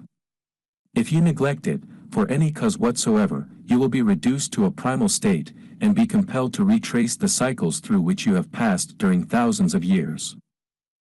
I was unable to tell, the following morning, whether I had dreamed this, or had actually been awake, and I have never since found out which it was, but I do know that the dream, if it were a dream, was so vivid in my mind the next day that I resumed my meetings the following night.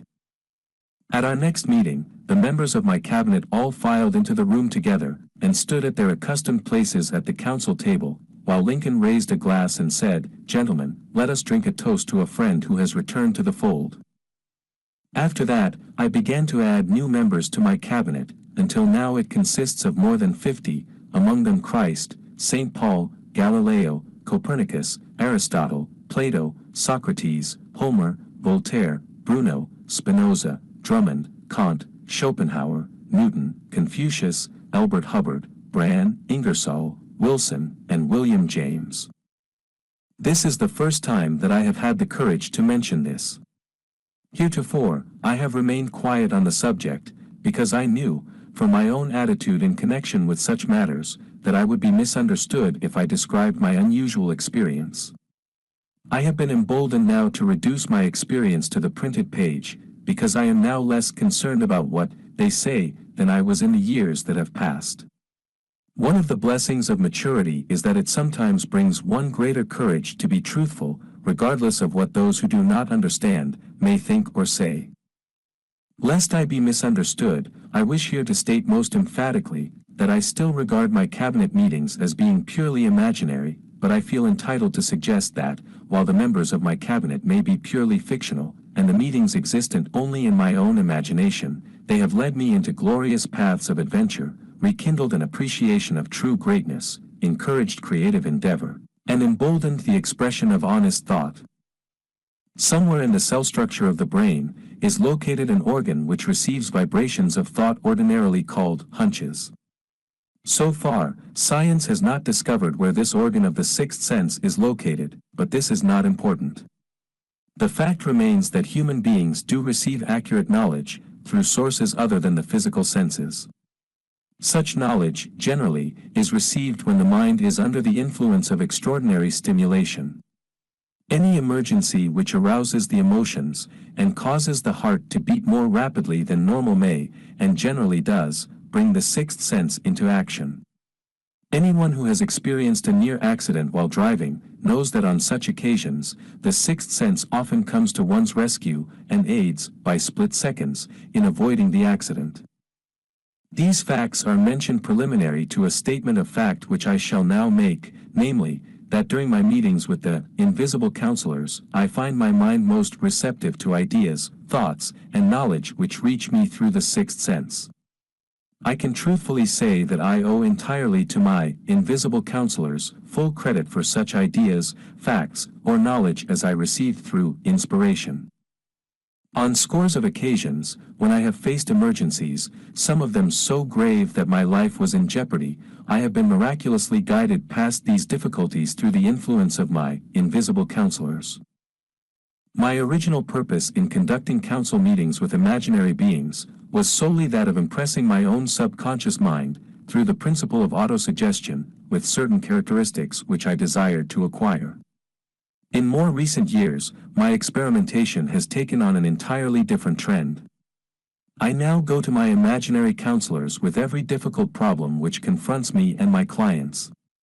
The results are often astonishing, although I do not depend entirely on this form of counsel. You, of course, have recognized that this chapter covers a subject with which a majority of people are not familiar.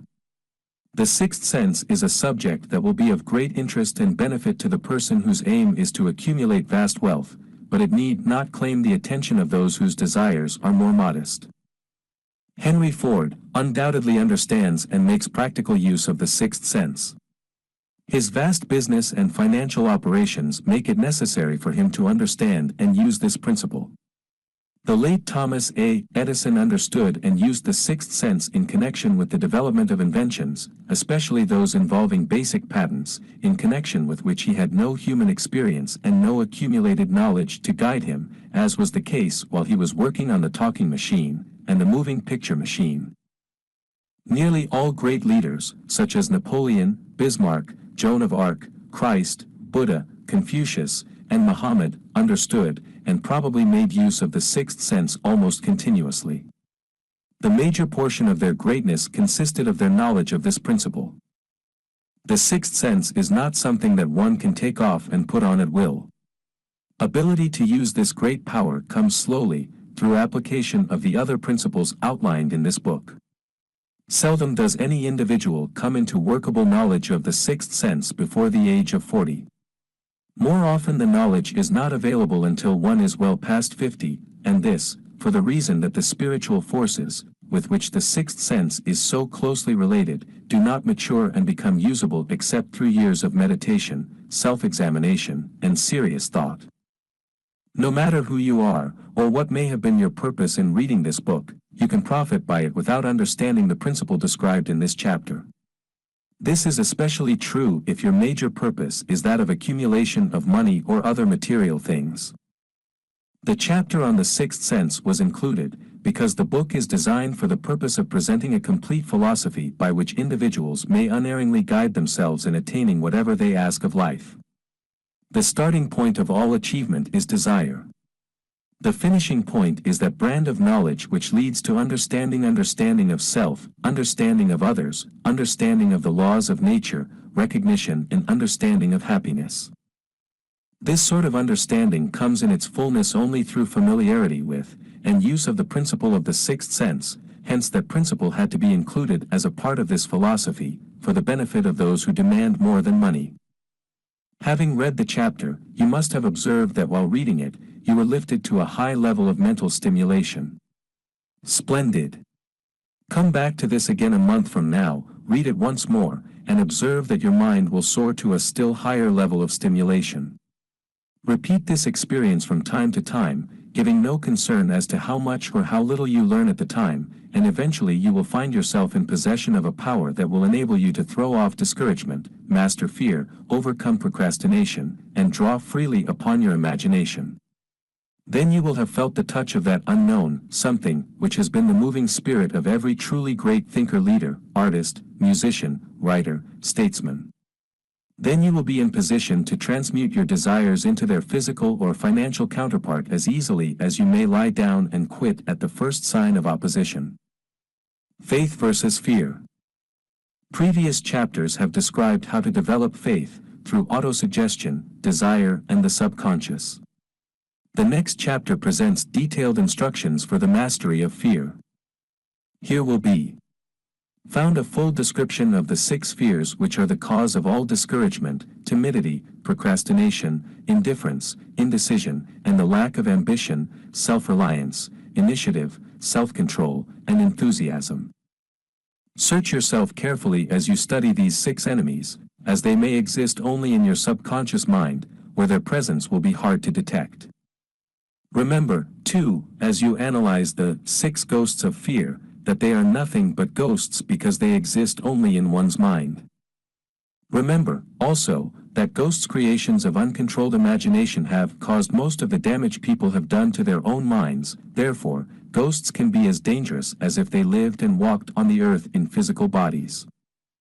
The ghost of the fear of poverty, which seized the minds of millions of people in 1929, was so real that it caused the worst business depression this country has ever known. Moreover, this particular ghost still frightens some of us out of our wits. 15. How to outwit the 6 ghosts of fear. Take inventory of yourself as you read this closing chapter, and find out how many of the ghosts are standing in your way. Before you can put any portion of this philosophy into successful use, your mind must be prepared to receive it. The preparation is not difficult. It begins with study, analysis, and understanding of 3 enemies which you shall have to clear out. These are indecision, doubt, and fear.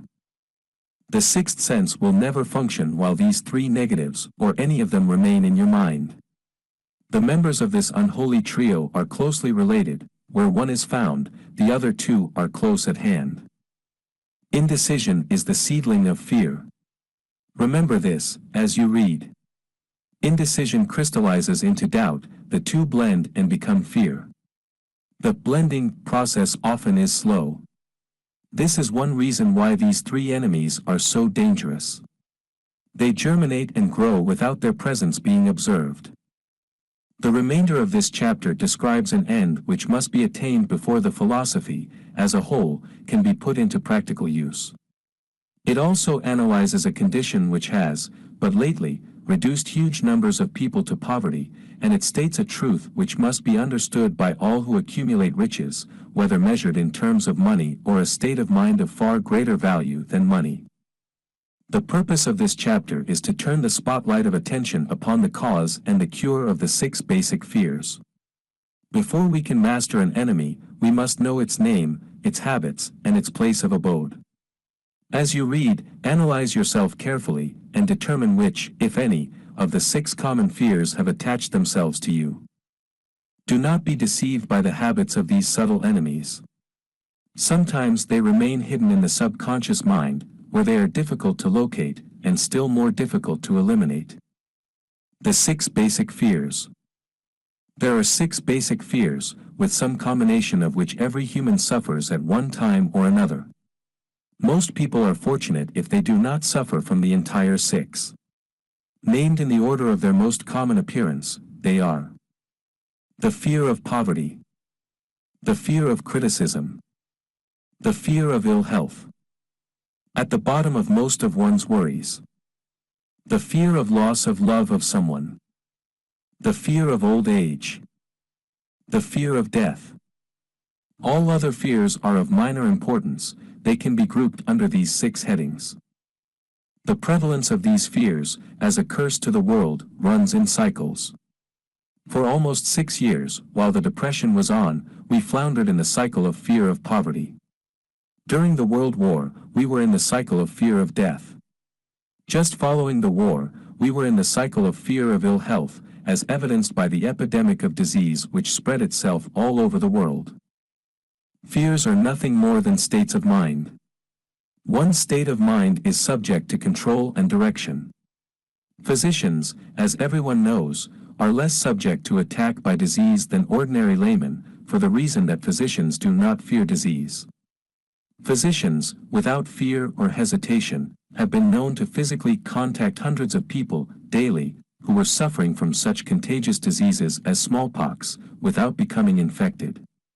Their immunity against the disease consisted, largely, if not solely, in their absolute lack of fear. Man can create nothing which he does not first conceive in the form of an impulse of thought. Following this statement, comes another of still greater importance, namely, man's thought impulses begin immediately to translate themselves into their physical equivalent, whether those thoughts are voluntary or involuntary. Thought impulses which are picked up through the ether, by mere chance, thoughts which have been released by other minds, may determine one's financial, business, professional, or social destiny just as surely as do the thought impulses which one creates by intent and design.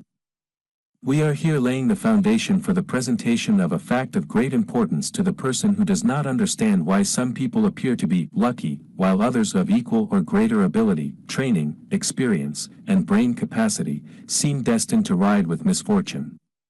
This fact may be explained by the statement that every human being has the ability to completely control his own mind, and with this control, obviously, every person may open his mind to the tramp thought impulses which are being released by other brains, or close the doors tightly and admit only thought impulses of his own choice. Nature has endowed man with absolute control over but one thing, and that is thought. This fact, coupled with the additional fact that everything which man creates, begins in the form of a thought, leads one very near to the principle by which fear may be mastered. If it is true that all thought has a tendency to clothe itself in its physical equivalent, and this is true, beyond any reasonable room for doubt, it is equally true that thought impulses of fear and poverty cannot be translated into terms of courage and financial gain. The people of America began to think of poverty, following the Wall Street crash of 1929. Slowly, but surely that mass thought was crystallized into its physical equivalent, which was known as a depression. This had to happen, it is in conformity with the laws of nature. The fear of poverty. There can be no compromise between poverty and riches. The two roads that lead to poverty and riches travel in opposite directions. If you want riches, you must refuse to accept any circumstance that leads toward poverty. The word riches is here used in its broadest sense, meaning financial, spiritual, mental and material estates. The starting point of the path that leads to riches is desire. In Chapter 1, you received full instructions for the proper use of desire. In this chapter, on fear, you have complete instructions for preparing your mind to make practical use of desire. Here, then, is the place to give yourself a challenge which will definitely determine how much of this philosophy you have absorbed. Here is the point at which you can turn prophet and foretell, accurately, what the future holds in store for you. If, after reading this chapter, you are willing to accept poverty, you may as well make up your mind to receive poverty. This is one decision you cannot avoid. If you demand riches, determine what form and how much will be required to satisfy you. You know the road that leads to riches. You have been given a road map which, if followed, will keep you on that road. If you neglect to make the start or stop before you arrive, no one will be to blame, but you. This responsibility is yours. No alibi will save you from accepting the responsibility if you now fail or refuse to demand riches of life, because the acceptance calls for but one thing incidentally, the only thing you can control, and that is a state of mind. A state of mind is something that one assumes. It cannot be purchased, it must be created. Fear of poverty is a state of mind, nothing else. But it is sufficient to destroy one's chances of achievement in any undertaking, a truth which became painfully evident during the Depression. This fear paralyzes the faculty of reason, destroys the faculty of imagination, kills off self-reliance, undermines enthusiasm, discourages initiative, leads to uncertainty of purpose, encourages procrastination, wipes out enthusiasm and makes self-control an impossibility. It takes the charm from one's personality, destroys the possibility of accurate thinking, diverts concentration of effort, it masters persistence, turns the willpower into nothingness, destroys ambition, beclouds the memory and invites failure in every conceivable form. It kills love and assassinates the finer emotions of the heart, discourages friendship and invites disaster in 100 forms, leads to sleeplessness, misery and unhappiness, and all this despite the obvious truth that we live in a world of overabundance of everything the heart could desire, with nothing standing between us and our desires, excepting lack of a definite purpose. The fear of poverty is, without doubt, the most destructive of the 6 basic fears. It has been placed at the head of the list because it is the most difficult to master. Considerable courage is required to state the truth about the origin of this fear, and still greater courage to accept the truth after it has been stated. The fear of poverty grew out of man's inherited tendency to prey upon his fellow man economically. Nearly all animals lower than man are motivated by instinct, but their capacity to think is limited, therefore, they prey upon one another physically. Man, with his superior sense of intuition, with the capacity to think and to reason, does not eat his fellow man bodily, he gets more satisfaction out of eating him financially. Man is so avaricious that every conceivable law has been passed to safeguard him from his fellow man. Of all the ages of the world, of which we know anything, the age in which we live seems to be one that is outstanding because of man's money madness. A man is considered less than the dust of the earth, unless he can display a fat bank account, but if he has money, never mind how he acquired it, he is a king or a big shot, he is above the law, he rules in politics, he dominates in business, and the whole world about him bows in respect when he passes. Nothing brings man so much suffering and humility as poverty. Only those who have experienced poverty understand the full meaning of this. It is no wonder that man fears poverty. Through a long line of inherited experiences, man has learned, for sure, that some men cannot be trusted, where matters of money and earthly possessions are concerned. This is a rather stinging indictment, the worst part of it being that it is true. The majority of marriages are motivated by the wealth possessed by one or both of the contracting parties. It is no wonder, therefore, that the divorce courts are busy. So eager is man to possess wealth that he will acquire it in whatever manner he can, through legal methods, if possible through other methods if necessary or expedient. Self-analysis may disclose weaknesses which one does not like to acknowledge. This form of examination is essential to all who demand of life more than mediocrity and poverty.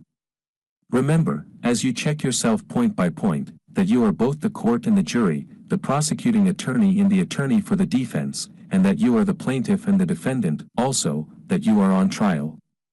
Face the facts squarely. Ask yourself definite questions and demand direct replies. When the examination is over, you will know more about yourself.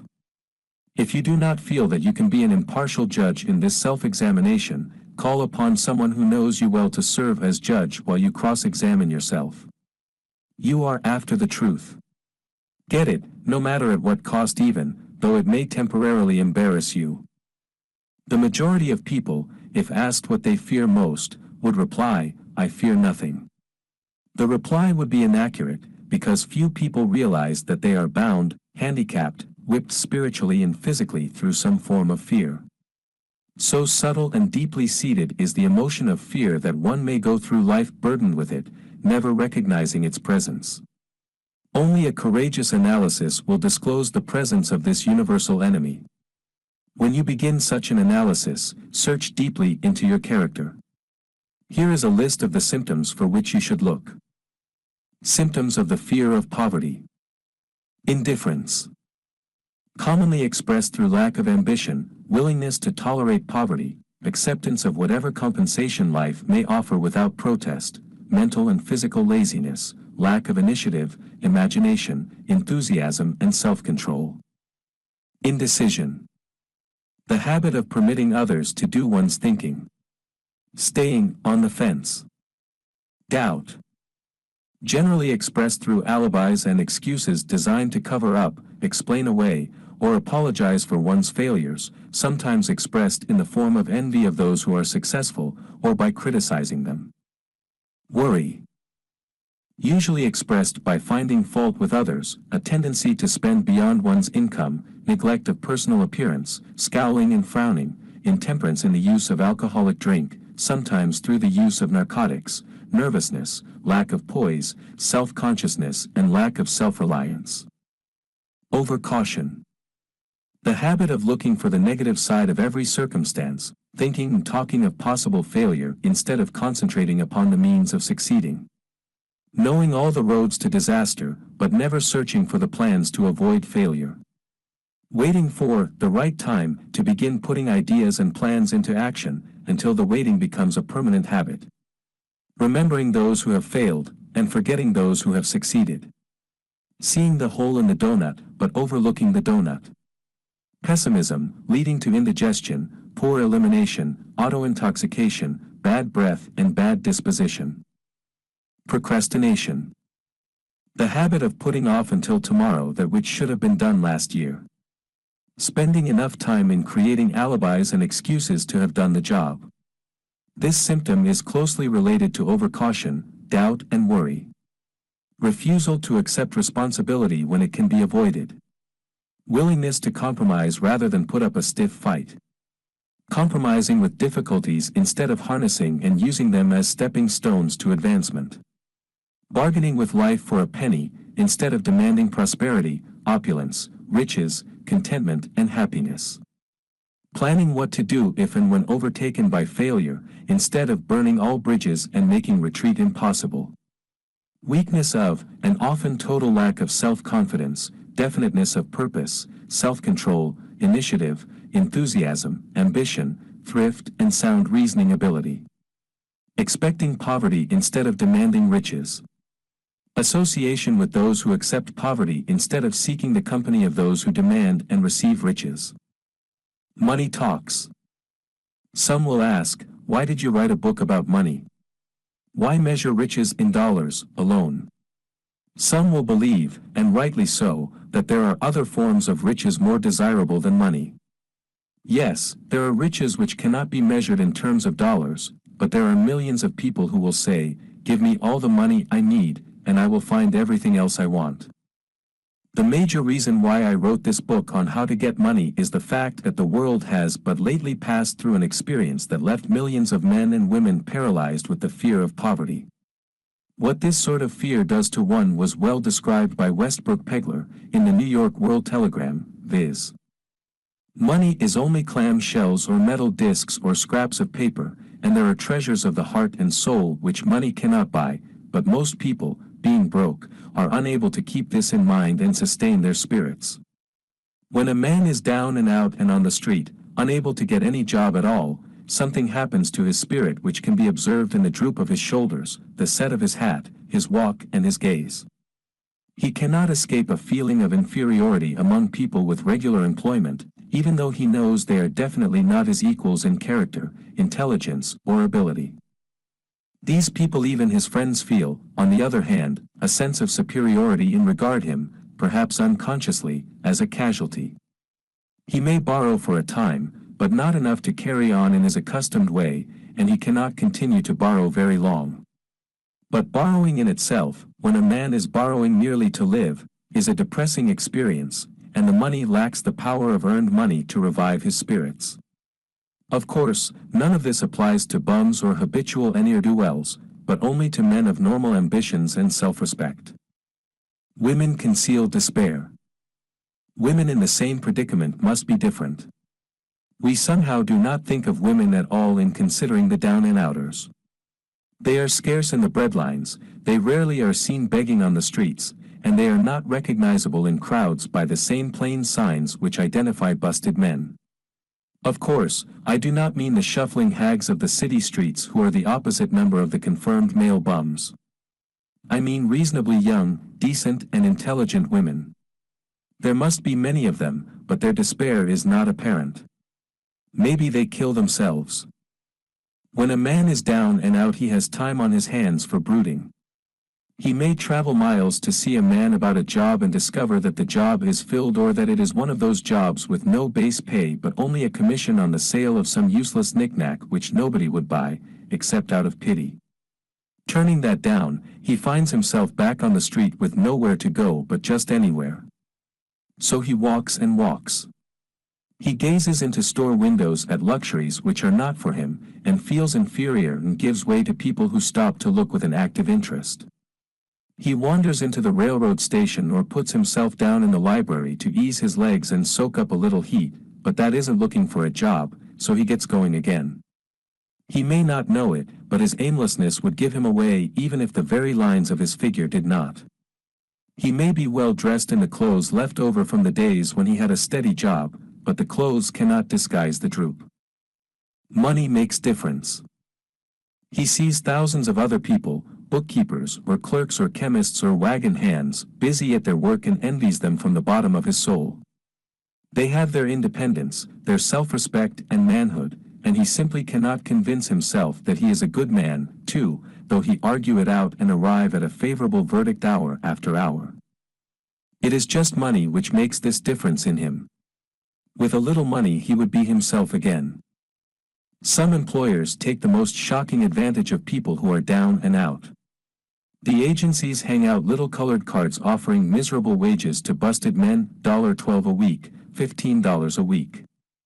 An $18 a week job is a plum, and anyone with $25 a week to offer does not hang the job in front of an agency on a colored card.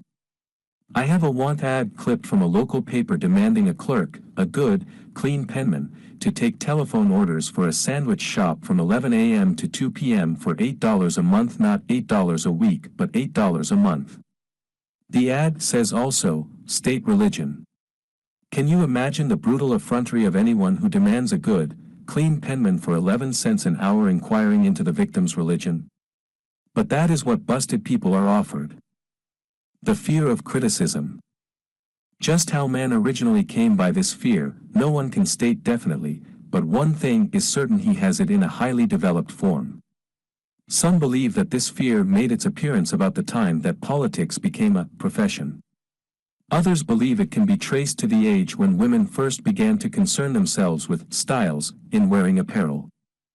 This author, being neither a humorist nor a prophet, is inclined to attribute the basic fear of criticism to that part of man's inherited nature which prompts him not only to take away his fellow man's goods and wares, but to justify his action by criticism of his fellow man's character. It is a well-known fact that a thief will criticize the man from whom he steals, that politicians seek office, not by displaying their own virtues and qualifications, but by attempting to besmirch their opponents. The fear of criticism takes on many forms, the majority of which are petty and trivial. Bald-headed men, for example, are bald for no other reason than their fear of criticism. Heads become bald because of the tight-fitting bands of hats which cut off the circulation from the roots of the hair. Men wear hats, not because they actually need them, but mainly because everyone is doing it. The individual falls into line and does likewise, lest some other individual criticize him. Women seldom have bald heads, or even thin hair, because they wear hats which fit their heads loosely, the only purpose of the hats being adornment. But it must not be supposed that women are free from the fear of criticism. If any woman claims to be superior to man with reference to this fear, ask her to walk down the street wearing a hat of the vintage of 1890. The astute manufacturers of clothing have not been slow to capitalize this basic fear of criticism, with which all mankind has been cursed. Every season the styles in many articles of wearing apparel change. Who establishes the styles? Certainly not the purchaser of clothing, but the manufacturer. Why does he change the styles so often? The answer is obvious. He changes the styles so he can sell more clothes. For the same reason the manufacturers of automobiles, with a few rare and very sensible exceptions, change styles of models every season. No man wants to drive an automobile which is not of the latest style, although the older model may actually be the better car. We have been describing the manner in which people behave under the influence of fear of criticism as applied to the small and petty things of life. Let us now examine human behavior when this fear affects people in connection with the more important events of human relationship. Take for example practically any person who has reached the age of mental maturity, from 35 to 40 years of age, as a general average, and if you could read the secret thoughts of his mind, you would find a very decided disbelief in most of the fables taught by the majority of the dogmatists and theologians a few decades back. Not often, however, will you find a person who has the courage to openly state his belief on this subject.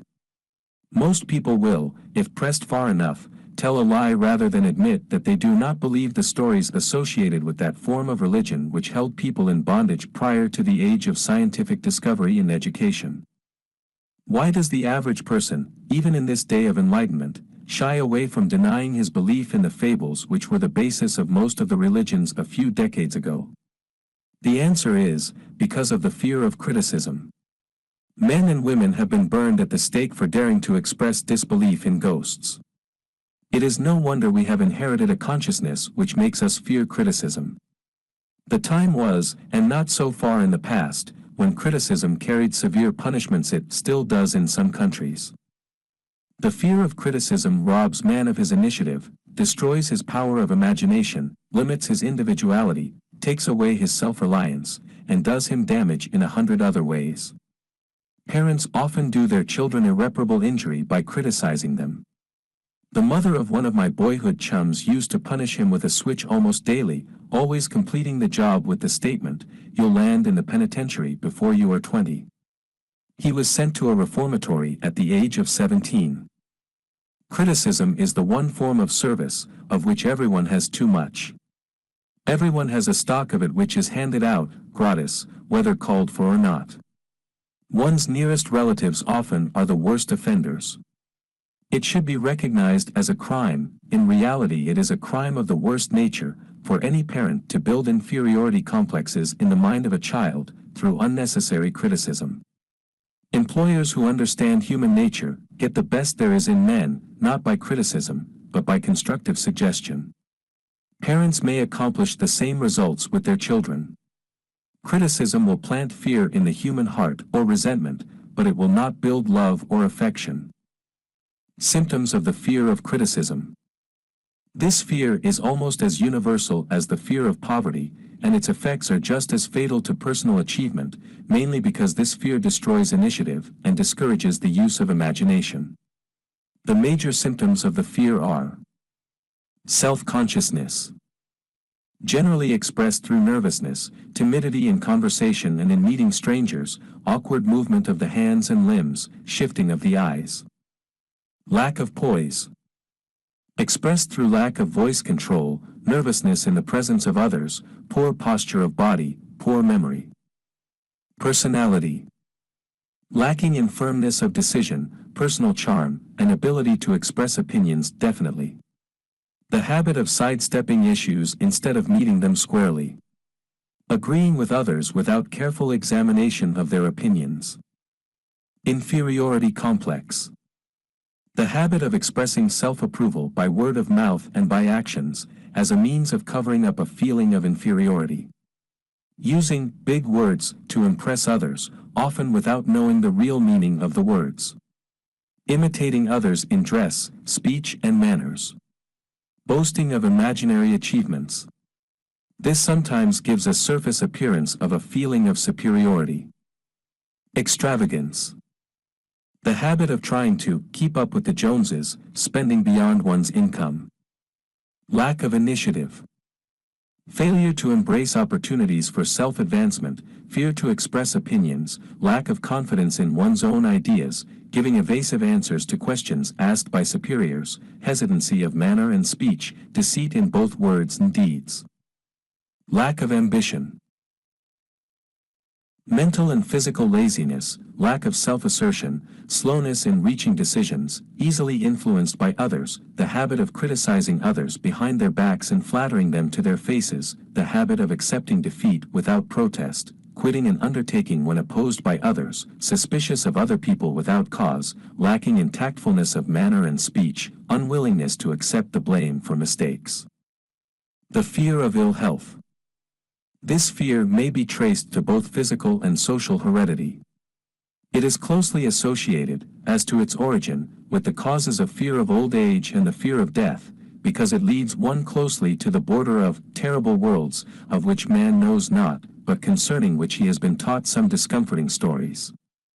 The opinion is somewhat general, also, that certain unethical people engaged in the business of selling health have had not a little to do with keeping alive the fear of ill health. In the main, man fears ill health because of the terrible pictures which have been planted in his mind of what may happen if death should overtake him.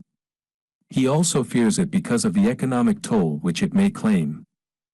A reputable physician estimated that 75% of all people who visit physicians for professional service are suffering with hypochondria, imaginary illness.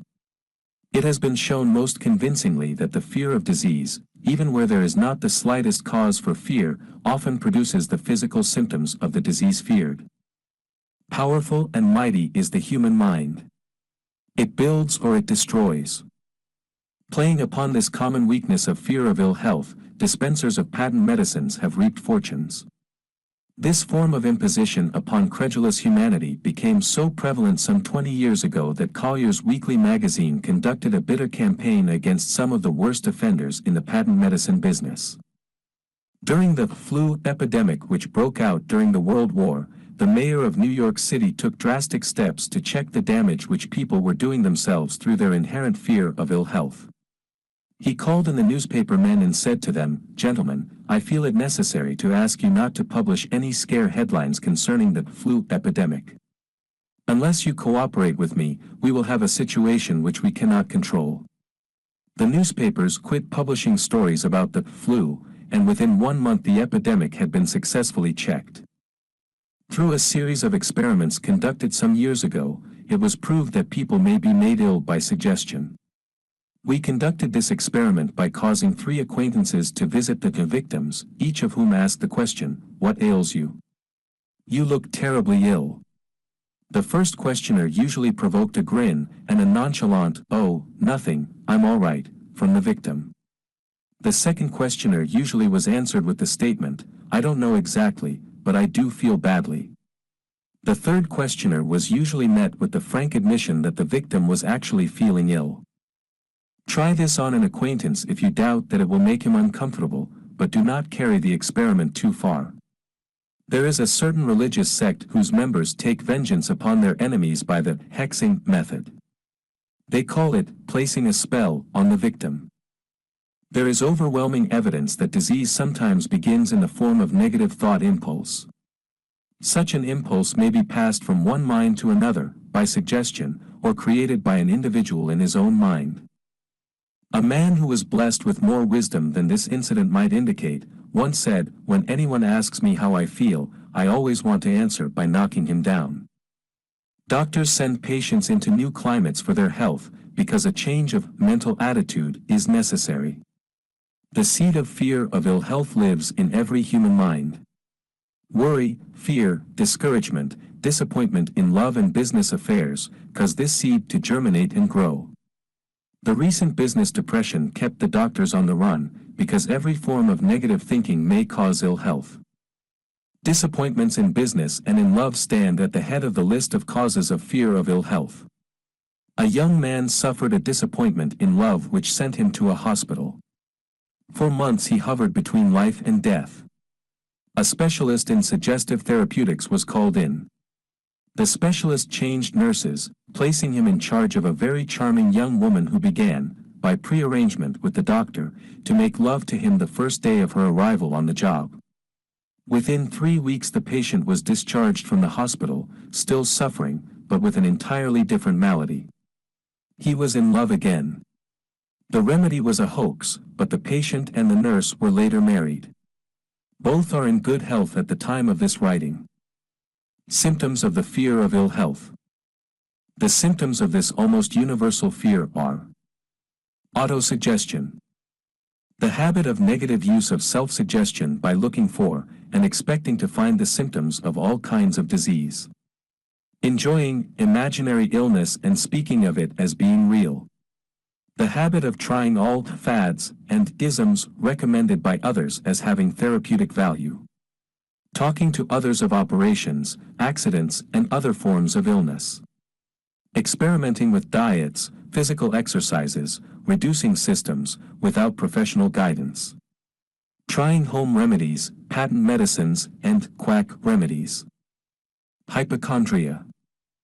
The habit of talking of illness, concentrating the mind upon disease, and expecting its appearance until a nervous break occurs. Nothing that comes in bottles can cure this condition. It is brought on by negative thinking, and nothing but positive thought can effect a cure. Hypochondria, a medical term for imaginary disease, is said to do as much damage on occasion as the disease one fears might do. Most so-called cases of nerves come from imaginary illness. Exercise. Fear of ill health often interferes with proper physical exercise and results in overweight by causing one to avoid outdoor life. Susceptibility. Fear of ill health breaks down nature's body resistance and creates a favorable condition for any form of disease one may contact. The fear of ill health often is related to the fear of poverty, especially in the case of the hypochondriac, who constantly worries about the possibility of having to pay doctor's bills, hospital bills, etc. This type of person spends much time preparing for sickness, talking about death, saving money for cemetery lots and burial expenses, etc. Self-coddling. The habit of making a bid for sympathy, using imaginary illness as the lure. People often resort to this trick to avoid work. The habit of feigning illness to cover plain laziness, or to serve as an alibi for lack of ambition. Intemperance. The habit of using alcohol or narcotics to destroy pains such as headaches, neuralgia, etc., instead of eliminating the cause. The habit of reading about illness and worrying over the possibility of being stricken by it. The habit of reading patent medicine advertisements. The fear of loss of love. The original source of this inherent fear needs but little description, because it obviously grew out of man's polygamous habit of stealing his fellow man's mate, and his habit of taking liberties with her whenever he could. Jealousy, and other similar forms of dementia precox grow out of man's inherited fear of the loss of love of someone. This fear is the most painful of all the 6 basic fears. It probably plays more havoc with the body and mind than any of the other basic fears, as it often leads to permanent insanity. The fear of the loss of love probably dates back to the Stone Age, when men stole women by brute force. They continue to steal females, but their technique has changed. Instead of force, they now use persuasion, the promise of pretty clothes, motor ears, and other bait, much more effective than physical force. Man's habits are the same as they were at the dawn of civilization, but he expresses them differently. Careful analysis has shown that women are more susceptible to this fear than men. This fact is easily explained. Women have learned, from experience, that men are polygamous by nature, that they are not to be trusted in the hands of rivals. Symptoms of the fear of loss of love. The distinguishing symptoms of this fear are: jealousy. The habit of being suspicious of friends and loved ones without any reasonable evidence of sufficient grounds. Jealousy is a form of dementia precox which sometimes becomes violent without the slightest cause. The habit of accusing wife or husband of infidelity without grounds. General suspicion of everyone, absolute faith in no one. Fault-finding. The habit of finding fault with friends, relatives, business associates and loved ones upon the slightest provocation, or without any cause whatsoever. Gambling. The habit of gambling, stealing, cheating, and otherwise taking hazardous chances to provide money for loved ones, with the belief that love can be bought. The habit of spending beyond one's means, or incurring debts, to provide gifts for loved ones, with the object of making a favorable showing. Insomnia, nervousness, lack of persistence, weakness of will, lack of self-control, lack of self-reliance, bad temper. The fear of old age. In the main, this fear grows out of two sources. First, the thought that old age may bring with it poverty. Secondly, and by far the most common source of origin, from false and cruel teachings of the past which have been too well mixed with fire and brimstone, and other bogies cunningly designed to enslave man through fear. In the basic fear of old age, man has two very sound reasons for his apprehension, one growing out of his distrust of his fellow man, who may seize whatever worldly goods he may possess, and the other arising from the terrible pictures of the world beyond, which were planted in his mind, through social heredity before he came into full possession of his mind. The possibility of ill health, which is more common as people grow older, is also a contributing cause of this common fear of old age. Eroticism also enters into the cause of the fear of old age, as no man cherishes the thought of diminishing sex attraction. The most common cause of fear of old age is associated with the possibility of poverty. Poorhouse is not a pretty word. It throws a chill into the mind of every person who faces the possibility of having to spend his declining years on a poor farm. Another contributing cause of the fear of old age is the possibility of loss of freedom and independence, as old age may bring with it the loss of both physical and economic freedom. Symptoms of the fear of old age. The commonest symptoms of this fear are the tendency to slow down and develop an inferiority complex at the age of mental maturity, around the age of 40, falsely believing oneself to be slipping because of age. The truth is that man's most useful years, mentally and spiritually, are those between 40 and 60. The habit of speaking apologetically of oneself as being old merely because one has reached the age of 40 or 50, instead of reversing the rule and expressing gratitude for having reached the age of wisdom and understanding. The habit of killing off initiative, imagination, and self-reliance by falsely believing oneself too old to exercise these qualities. The habit of the man or woman of 40 dressing with the aim of trying to appear much younger, and affecting mannerisms of youth, thereby inspiring ridicule by both friends and strangers. The fear of death. To some this is the cruelest of all the basic fears. The reason is obvious. The terrible pangs of fear associated with the thought of death, in the majority of cases, may be charged directly to religious fanaticism. So-called heathen are less afraid of death than the more civilized. For hundreds of millions of years man has been asking the still unanswered questions, whence and whither? Where did I come from, and where am I going? During the darker ages of the past, the more cunning and crafty were not slow to offer the answer to these questions, for a price. Witness, now, the major source of origin of the fear of death. Come into my tent, embrace my faith, accept my dogmas, and I will give you a ticket that will admit you straight away into heaven when you die, cries a leader of sectarianism. Remain out of my tent, says the same leader, and may the devil take you and burn you throughout eternity. Eternity is a long time. Fire is a terrible thing. The thought of eternal punishment, with fire, not only causes man to fear death, it often causes him to lose his reason. It destroys interest in life and makes happiness impossible. During my research, I reviewed a book entitled A Catalogue of the Gods, in which were listed the 30,000 gods which man has worshipped. Think of it. 30,000 of them, represented by everything from a crawfish to a man. It is little wonder that men have become frightened at the approach of death. While the religious leader may not be able to provide safe conduct into heaven, nor, by lack of such provision, allow the unfortunate to descend into hell, the possibility of the latter seems so terrible that the very thought of it lays hold of the imagination in such a realistic way that it paralyzes reason, and sets up the fear of death. In truth, no man knows, and no man has ever known, what heaven or hell is like, nor does any man know if either place actually exists. This very lack of positive knowledge opens the door of the human mind to the charlatan, so he may enter and control that mind with his stock of legerdemain and various brands of pious fraud and trickery. The fear of death is not as common now as it was during the age when there were no great colleges and universities. Men of science have turned the spotlight of truth upon the world, and this truth is rapidly freeing men and women from this terrible fear of death. The young men and young women who attend the colleges and universities are not easily impressed by fire and brimstone.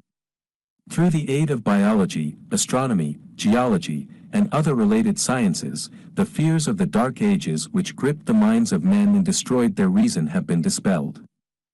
Insane asylums are filled with men and women who have gone mad because of the fear of death. This fear is useless. Death will come, no matter what anyone may think about it. Accept it as a necessity, and pass the thought out of your mind. It must be a necessity, or it would not come to all. Perhaps it is not as bad as it has been pictured. The entire world is made up of only two things, energy and matter. In elementary physics we learn that neither matter nor energy, the only two realities known to man, can be created nor destroyed. Both matter and energy can be transformed, but neither can be destroyed. Life is energy, if it is anything. If neither energy nor matter can be destroyed, of course life cannot be destroyed. Life, like other forms of energy, may be passed through various processes of transition or change, but it cannot be destroyed. Death is mere transition. If death is not mere change or transition, then nothing comes after death except a long, eternal, peaceful sleep, and sleep is nothing to be feared. Thus you may wipe out, forever, the fear of death. Symptoms of the fear of death. The general symptoms of this fear are the habit of thinking about dying instead of making the most of life, due, generally, to lack of purpose, or lack of a suitable occupation. This fear is more prevalent among the aged, but sometimes the more youthful are victims of it. The greatest of all remedies for the fear of death is a burning desire for achievement, backed by useful service to others. A busy person seldom has time to think about dying. He finds life too thrilling to worry about death. Sometimes the fear of death is closely associated with the fear of poverty, where one's death would leave loved ones poverty-stricken. In other cases, the fear of death is caused by illness and the consequent breaking down of physical body resistance. The commonest causes of the fear of death are ill health, poverty, lack of appropriate occupation, disappointment over love, insanity, religious fanaticism. Old man worry. Worry is a state of mind based upon fear. It works slowly, but persistently. It is insidious and subtle. Step by step it digs itself in until it paralyzes one's reasoning faculty, destroys self-confidence and initiative. Worry is a form of sustained fear caused by indecision, therefore it is a state of mind which can be controlled. An unsettled mind is helpless. Indecision makes an unsettled mind. Most individuals lack the willpower to reach decisions promptly, and to stand by them after they have been made, even during normal business conditions.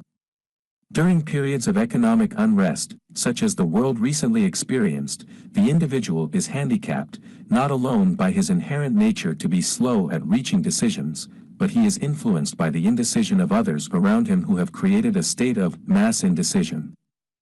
During the Depression, the whole atmosphere, all over the world, was filled with firenza and worryitis, the two mental disease germs which began to spread themselves after the Wall Street frenzy in 1929. There is only one known antidote for these germs. It is the habit of prompt and firm decision. Moreover, it is an antidote which every individual must apply for himself. We do not worry over conditions, once we have reached a decision to follow a definite line of action. I once interviewed a man who was to be electrocuted 2 hours later. The condemned man was the calmest of some 8 men who were in the death cell with him. His calmness prompted me to ask him how it felt to know that he was going into eternity in a short while. With a smile of confidence on his face, he said, "It feels fine. Just think, brother, my troubles will soon be over. I have had nothing but trouble all my life. It has been a hardship to get food and clothing. Soon I will not need these things. I have felt fine ever since I learned for certain that I must die. I made up my mind then, to accept my fate in good spirit." As he spoke, he devoured a dinner of proportion sufficient for 3 men, eating every mouthful of the food brought to him, and apparently enjoying it as much as if no disaster awaited him. Decision gave this man resignation to his fate. Decision can also prevent one's acceptance of undesired circumstances. The 6 basic fears become translated into a state of worry through indecision. Relieve yourself forever of the fear of death by reaching a decision to accept death as an inescapable event. Whip the fear of poverty by reaching a decision to get along with whatever wealth you can accumulate without worry. Put your foot upon the neck of the fear of criticism by reaching a decision not to worry about what other people think, do, or say. Eliminate the fear of old age by reaching a decision to accept it, not as a handicap, but as a great blessing which carries with it wisdom, self-control, and understanding not known to youth. Acquit yourself of the fear of ill health by the decision to forget symptoms. Master the fear of loss of love by reaching a decision to get along without love, if that is necessary. Kill the habit of worry, in all its forms, by reaching a general, blanket decision that nothing which life has to offer is worth the price of worry. With this decision will come poise, peace of mind, and calmness of thought which will bring happiness. A man whose mind is filled with fear not only destroys his own chances of intelligent action, but he transmits these destructive vibrations to the minds of all who come into contact with him, and destroys, also, their chances. Even a dog or a horse knows when its master lacks courage. Moreover, a dog or a horse will pick up the vibrations of fear thrown off by its master, and behave accordingly. Lower down the line of intelligence in the animal kingdom, one finds this same capacity to pick up the vibrations of fear. A honeybee immediately senses fear in the mind of a person for reasons unknown. A bee will sting the person whose mind is releasing vibrations of fear much more readily than it will molest the person whose mind registers no fear. The vibrations of fear pass from one mind to another just as quickly and as surely as the sound of the human voice passes from the broadcasting station to the receiving set of a radio and by the self-same medium. Mental telepathy is a reality. Thoughts pass from one mind to another, voluntarily, whether or not this fact is recognized by either the person releasing the thoughts, or the persons who pick up those thoughts. The person who gives expression, by word of mouth, to negative or destructive thoughts is practically certain to experience the results of those words in the form of a destructive kickback. The release of destructive thought impulses, alone, without the aid of words, produces also a kickback in more ways than one. First of all, and perhaps most important to be remembered, the person who releases thoughts of a destructive nature must suffer damage through the breaking down of the faculty of creative imagination. Secondly, the presence in the mind of any destructive emotion develops a negative personality which repels people, and often converts them into antagonists.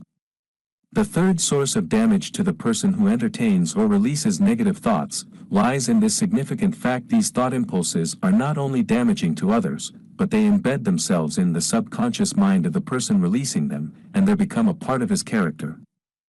One is never through with a thought merely by releasing it. When a thought is released, it spreads in every direction, through the medium of the ether, but it also plants itself permanently in the subconscious mind of the person releasing it. Your business in life is, presumably, to achieve success. To be successful, you must find peace of mind, acquire the material needs of life, and above all, attain happiness. All of these evidences of success begin in the form of thought impulses. You may control your own mind, you have the power to feed it whatever thought impulses you choose. With this privilege goes also the responsibility of using it constructively. You are the master of your own earthly destiny just as surely as you have the power to control your own thoughts. You may influence, direct, and eventually control your own environment, making your life what you want it to be, or you may neglect to exercise the privilege which is yours, to make your life to order, thus casting yourself upon the broad sea of circumstance, where you will be tossed hither and yon, like a chip on the waves of the ocean. The Devil's Workshop. The seventh basic evil. In addition to the 6 basic fears, there is another evil by which people suffer. It constitutes a rich soil in which the seeds of failure grow abundantly. It is so subtle that its presence often is not detected. This affliction cannot properly be classed as a fear. It is more deeply seated and more often fatal than all of the 6 fears. For want of a better name, let us call this evil susceptibility to negative influences. Men who accumulate great riches always protect themselves against this evil. The poverty-stricken never do. Those who succeed in any calling must prepare their minds to resist the evil. If you are reading this philosophy for the purpose of accumulating riches, you should examine yourself very carefully to determine whether you are susceptible to negative influences. If you neglect this self-analysis, you will forfeit your right to attain the object of your desires. Make the analysis searching. After you read the questions prepared for this self-analysis, hold yourself to a strict accounting in your answers. Go at the task as carefully as you would search for any other enemy you knew to be awaiting you in ambush, and deal with your own faults as you would with a more tangible enemy. You can easily protect yourself against highway robbers, because the law provides organized cooperation for your benefit, but the 7th basic evil is more difficult to master, because it strikes when you are not aware of its presence, when you are asleep, and while you are awake. Moreover, its weapon is intangible, because it consists of merely a state of mind. This evil is also dangerous because it strikes in as many different forms as there are human experiences. Sometimes it enters the mind through the well-meant words of one's own relatives. At other times, it bores from within, through one's own mental attitude. Always it is as deadly as poison, even though it may not kill as quickly. How to protect yourself against negative influences. To protect yourself against negative influences, whether of your own making, or the result of the activities of negative people around you, recognize that you have a willpower, and put it into constant use, until it builds a wall of immunity against negative influences in your own mind. Recognize the fact that you, and every other human being, are, by nature, lazy, indifferent, and susceptible to all suggestions which harmonize with your weaknesses. Recognize that you are, by nature, susceptible to all the 6 basic fears, and set up habits for the purpose of counteracting all these fears. Recognize that negative influences often work on you through your subconscious mind, therefore they are difficult to detect, and keep your mind closed against all people who depress or discourage you in any way. Clean out your medicine chest, throw away all pill bottles, and stop pandering to colds, aches, pains, and imaginary illness. Deliberately seek the company of people who influence you to think and act for yourself. Do not expect troubles, as they have a tendency not to disappoint. Without doubt, the most common weakness of all human beings is the habit of leaving their minds open to the negative influence of other people.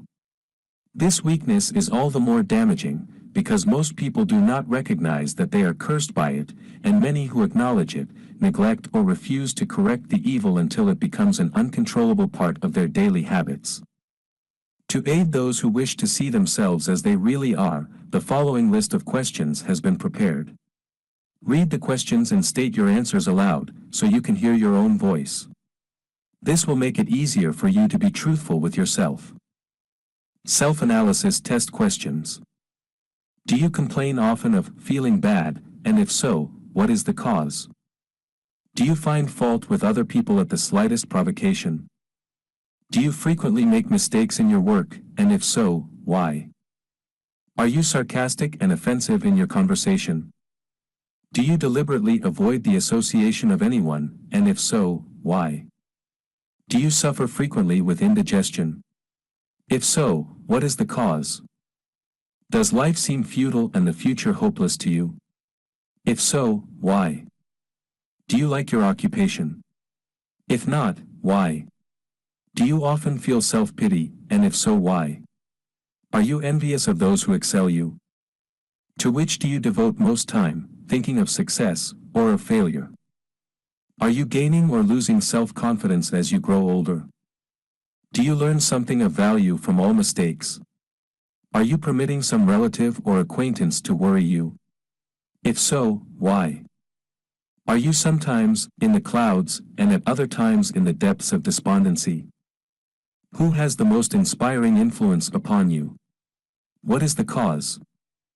Do you tolerate negative or discouraging influences which you can avoid? Are you careless of your personal appearance? If so, when and why? Have you learned how to drown your troubles by being too busy to be annoyed by them? Would you call yourself a spineless weakling if you permitted others to do your thinking for you? Do you neglect internal bathing until auto-intoxication makes you ill-tempered and irritable? How many preventable disturbances annoy you, and why do you tolerate them?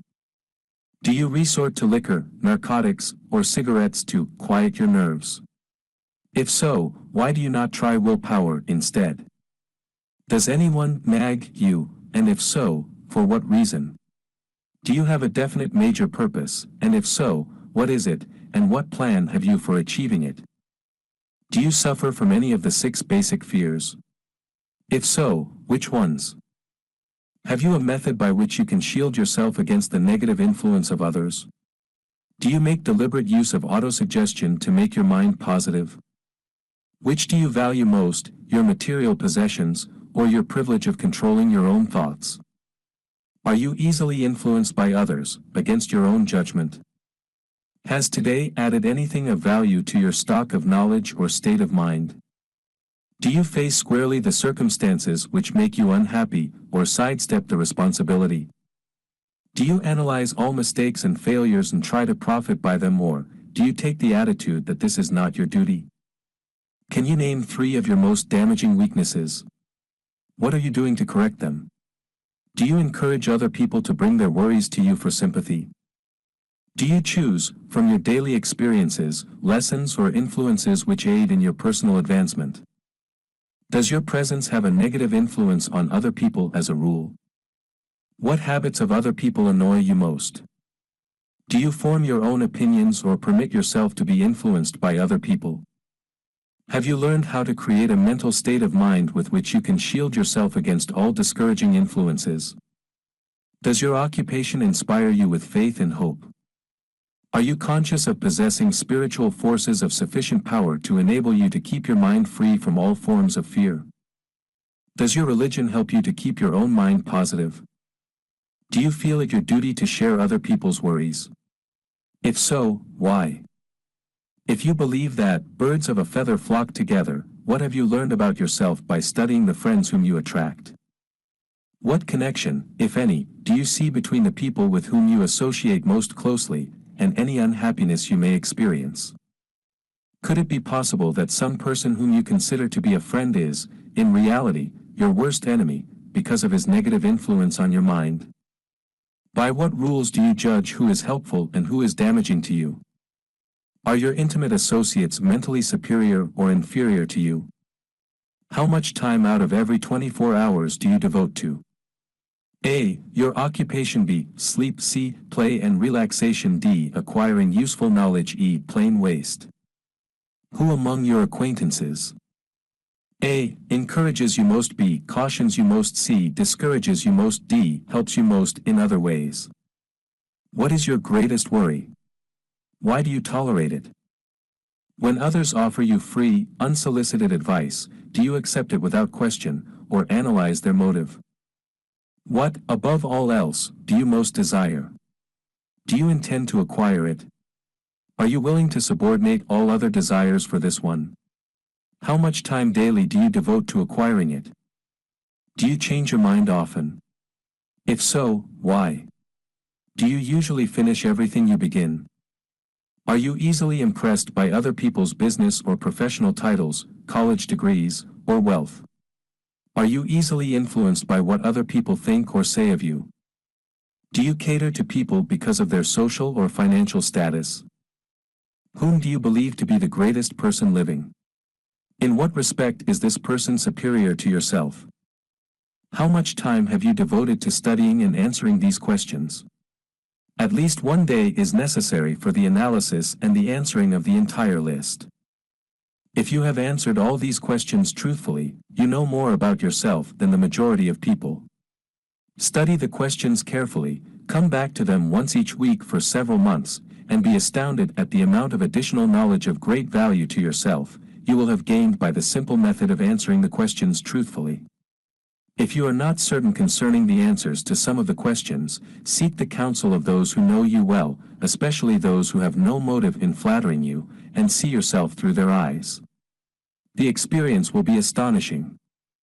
You have absolute control over but one thing, and that is your thoughts. This is the most significant and inspiring of all facts known to man. It reflects man's divine nature. This divine prerogative is the sole means by which you may control your own destiny. If you fail to control your own mind, you may be sure you will control nothing else. If you must be careless with your possessions, let it be in connection with material things. Your mind is your spiritual estate. Protect and use it with the care to which divine royalty is entitled. You were given a willpower for this purpose. Unfortunately, there is no legal protection against those who, either by design or ignorance, poison the minds of others by negative suggestion. This form of destruction should be punishable by heavy legal penalties, because it may and often does destroy one's chances of acquiring material things which are protected by law. Men with negative minds tried to convince Thomas Edison that he could not build a machine that would record and reproduce the human voice, because, they said, no one else had ever produced such a machine. Edison did not believe them. He knew that the mind could produce anything the mind could conceive and believe, and that knowledge was the thing that lifted the great Edison above the common herd. Men with negative minds told F.W. Woolworth he would go broke trying to run a store on 5 and 10-cent sales. He did not believe them. He knew that he could do anything, within reason, if he backed his plans with faith. Exercising his right to keep other men's negative suggestions out of his mind, he piled up a fortune of more than $100 million. Men with negative minds told George Washington he could not hope to win against the vastly superior forces of the British, but he exercised his divine right to believe. Therefore this book was published under the protection of the Stars and Stripes, while the name of Lord Cornwallis has been all but forgotten. Doubting Thomases scoffed scornfully when Henry Ford tried out his first crudely built automobile on the streets of Detroit. Some said the thing never would become practical. Others said no one would pay money for such a contraption. Ford said, "I'll belt the earth with dependable motor cars," and he did. His decision to trust his own judgment has already piled up a fortune far greater than the next 5 generations of his descendants can squander. For the benefit of those seeking vast riches, let it be remembered that practically the sole difference between Henry Ford and a majority of the more than 100,000 men who work for him is this: Ford has a mind and controls it, the others have minds which they do not try to control. Henry Ford has been repeatedly mentioned, because he is an astounding example of what a man with a mind of his own, and a will to control it, can accomplish. His record knocks the foundation from under that time-worn alibi, "I never had a chance." Ford never had a chance either, but he created an opportunity and backed it with persistence until it made him richer than Croesus. Mind control is the result of self-discipline and habit. You either control your mind or it controls you. There is no halfway compromise. The most practical of all methods for controlling the mind is the habit of keeping it busy with a definite purpose, backed by a definite plan. Study the record of any man who achieves noteworthy success, and you will observe that he has control over his own mind, moreover, that he exercises that control and directs it toward the attainment of definite objectives. Without this control, success is not possible. 57 Famous Alibis. By Old Man If. People who do not succeed have one distinguishing trait in common. They know all the reasons for failure, and have what they believe to be airtight alibis to explain away their own lack of achievement. Some of these alibis are clever, and a few of them are justifiable by the facts. But alibis cannot be used for money. The world wants to know only one thing: have you achieved success? A character analyst compiled a list of the most commonly used alibis. As you read the list, examine yourself carefully, and determine how many of these alibis, if any, are your own property. Remember, too, the philosophy presented in this book makes every one of these alibis obsolete. If I didn't have a wife and family. If I had enough pull. If I had money. If I had a good education. If I could get a job. If I had good health. If I only had time. If times were better. If other people understood me. If conditions around me were only different. If I could live my life over again. If I did not fear what they would say. If I had been given a chance. If I now had a chance. If other people didn't have it in for me. If nothing happens to stop me. If I were only younger. If I could only do what I want. If I had been born rich. If I could meet the right people. If I had the talent that some people have. If I dared assert myself. If I only had embraced past opportunities. If people didn't get on my nerves. If I didn't have to keep house and look after the children. If I could save some money. If the boss only appreciated me. If I only had somebody to help me. If my family understood me. If I lived in a big city. If I could just get started. If I were only free. If I had the personality of some people. If I were not so fat. If my talents were known. If I could just get a break. If I could only get out of debt. If I hadn't failed. If I only knew how. If everybody didn't oppose me. If I didn't have so many worries. If I could marry the right person. If people weren't so dumb. If my family were not so extravagant. If I were sure of myself. If luck were not against me. If I had not been born under the wrong star. If it were not true that what is to be will be. If I did not have to work so hard. If I hadn't lost my money. If I lived in a different neighborhood. If I didn't have a past. If I only had a business of my own. If other people would only listen to me. If asterisk asterisk asterisk and this is the greatest of them all asterisk asterisk asterisk. I had the courage to see myself as I really am, I would find out what is wrong with me, and correct it, then I might have a chance to profit by my mistakes and learn something from the experience of others, for I know that there is something wrong with me, or I would now be where I would have been if I had spent more time analyzing my weaknesses, and less time building alibis to cover them.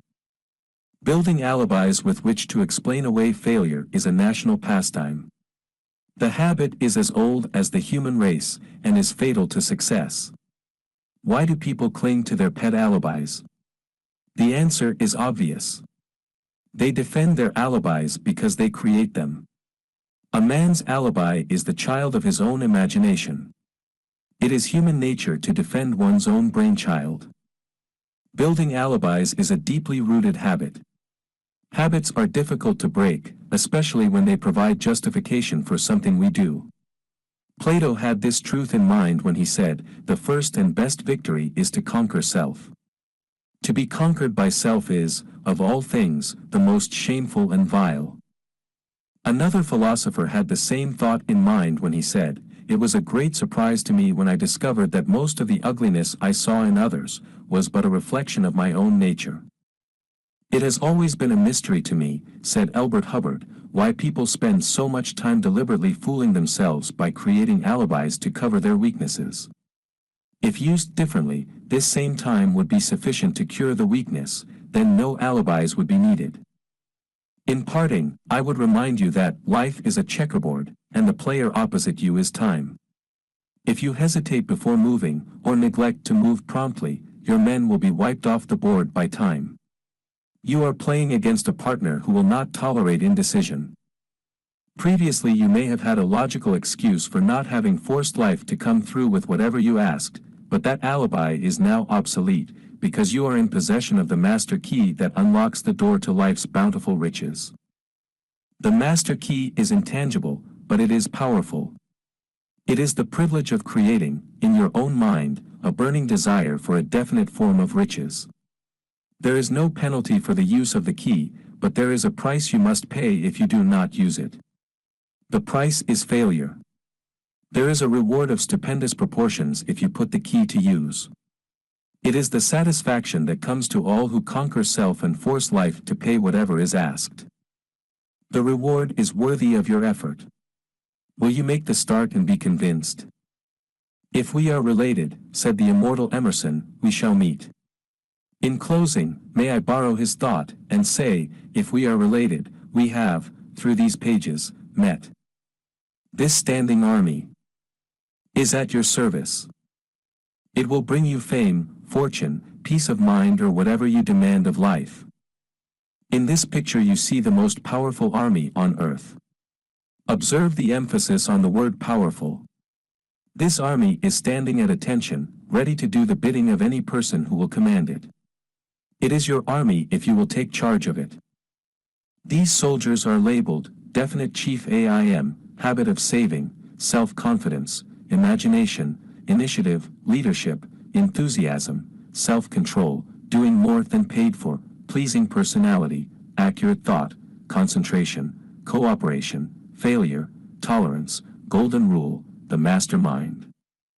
A long, searching study of the lives of 500 great American men and women as well as actual endorsement from nationally known leaders proves that these are the basic principles upon which all true and lasting success is built.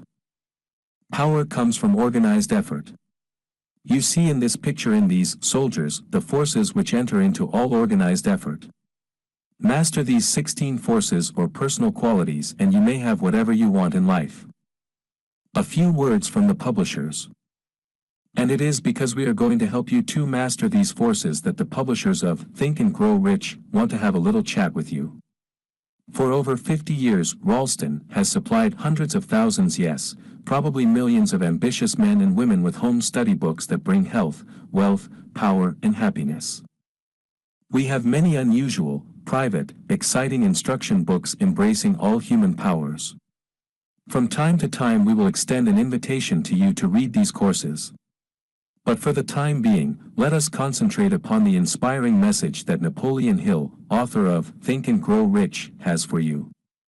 So great a businessman and master of success as John Wanamaker, merchant prince of New York and Philadelphia, said, "If I had a young son I would insist that he read every word of The Law of Success by Napoleon Hill and the books by Dr. These two men are, perhaps, the most inspirational writers in the world. I know your 17 fundamentals of success are sound because I have been applying them in my business for more than 30 years. Napoleon Hill has written a postgraduate course for you. It is because we sincerely feel that every reader of this book should go on into this postgraduate course, known as the Law of Success, that we take the liberty here of giving a few brief sidelights upon this brilliant work. The Law of Success presents, for the first time in the history of the world, the true philosophy upon which all lasting success is built. Ideas, when translated into intelligent plans of action, are the beginning of all successful achievement. So the Law of Success proceeds to show you how to create practical ideas for every human need. It does it in easy-to-understand lessons. Napoleon Hill spent the better part of 25 years in perfecting this philosophy of success. During the long years he has worked on it, some parts or the whole of it have been reviewed and praised by many of the greatest Americans of our times. Among them are included 4 presidents of the United States, Theodore Roosevelt, Woodrow Wilson, Warren G. Harding, William H. Taft, Thomas Edison, Luther Burbank, William J. Wrigley, Alexander Graham Bell, Judge E. H. Gary, Cyrus H. K. Curtis, Edward Bach, E. M. Statler. Dozens of glowing names in politics, finance, education, invention. Andrew Carnegie started it. Over 25 years ago, Napoleon Hill, then a young special investigator for a nationally known business magazine, was sent to interview Andrew Carnegie. During that interview Carnegie slyly dropped a hint of a certain master power he used, a magic law of the human mind, a little-known psychological principle which was amazing in its power. Carnegie suggested to Hill that upon that principle he could build the philosophy of all personal success, whether it be measured in terms of money, power, position, prestige, influence, accumulation of wealth. That part of the interview never went into Hill's magazine. But it did launch the young author upon over 20 years of research. And today we open to you the discovery and methods of using the revolutionary force which Carnegie quietly hinted at. The thrilling methods of using it are now taught in 8 textbooks known as the Law of Success. In the trail of the Law of Success lessons come accomplishments, not mere entertainment and time-killing diversion. There come larger businesses, bigger bank accounts, fatter pay envelopes, small, struggling enterprises given new life and power to grow, low-pay employees shown how to gain advancement by leaps and bounds. It is impossible in this small space to give any real idea of the inspiring, revealing lessons in the 8 textbooks of Law of Success. But you will realize that a wonderful treat is in store for you when you read what some American leaders have said, who saw parts of the philosophy while in process of creation. Also see 2 pages at front of book. Allow me to express my appreciation of the compliment you have paid me in sending the original manuscript of the Law of Success. I can see you have spent a great deal of time and thought in its preparation. Your philosophy is sound and you are to be congratulated for sticking to your work over so long a period of years. Your students will be amply rewarded for their labor. World's greatest inventor, Thomas Edison. Your work and mine are peculiarly akin. I am helping the laws of nature to create more perfect specimens of vegetation while you are using those same laws through the Law of Success to build more perfect specimens of thinkers. World-famous scientist, Luther Burbank. Certainly I will supply you with the information you request. This I consider to be not only a duty, but it is a pleasure as well. You are laboring in behalf of the people who have neither the time nor the inclination to ferret out the causes of failure and success. Former President of the U.S. Theodore Roosevelt.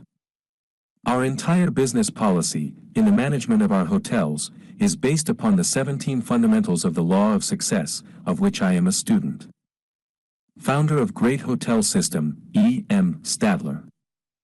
I feel greatly indebted for the privilege of reading your Law of Success philosophy. If I had had this 50 years ago, I suppose I could have accomplished all that I have done in less than half the time. I sincerely hope the world will discover and reward you. Steamship magnate, the dollar lines, Robert Dollar. Napoleon Hill has produced what I believe to be the first practical philosophy of achievement. Its major distinguishing feature is the simplicity in which it has been presented. Leland Stanford University, David Starr Jordan. The best evidence of the soundness of the Law of Success, with which I am personally acquainted, is the noteworthy achievement of Mr. Curtis, who has built one of the greatest publishing businesses in the world by applying the principles of this philosophy. Former editor, Ladies' Home Journal, Edward B. O'Kay. You may say for Mr. Rockefeller that he endorses Mr. Hill's 17 fundamental principles of success, and that he recommends them to those who are seeking the highway to achievement. Secretary to John D. Rockefeller. Evidence that money could not buy. The foregoing is evidence and praise seldom accorded any course of education. Money could not buy such letters of endorsement from men who are, or have been, leaders of our times. Millions of books have been written to amuse, to entertain, to help you while away your idle hours.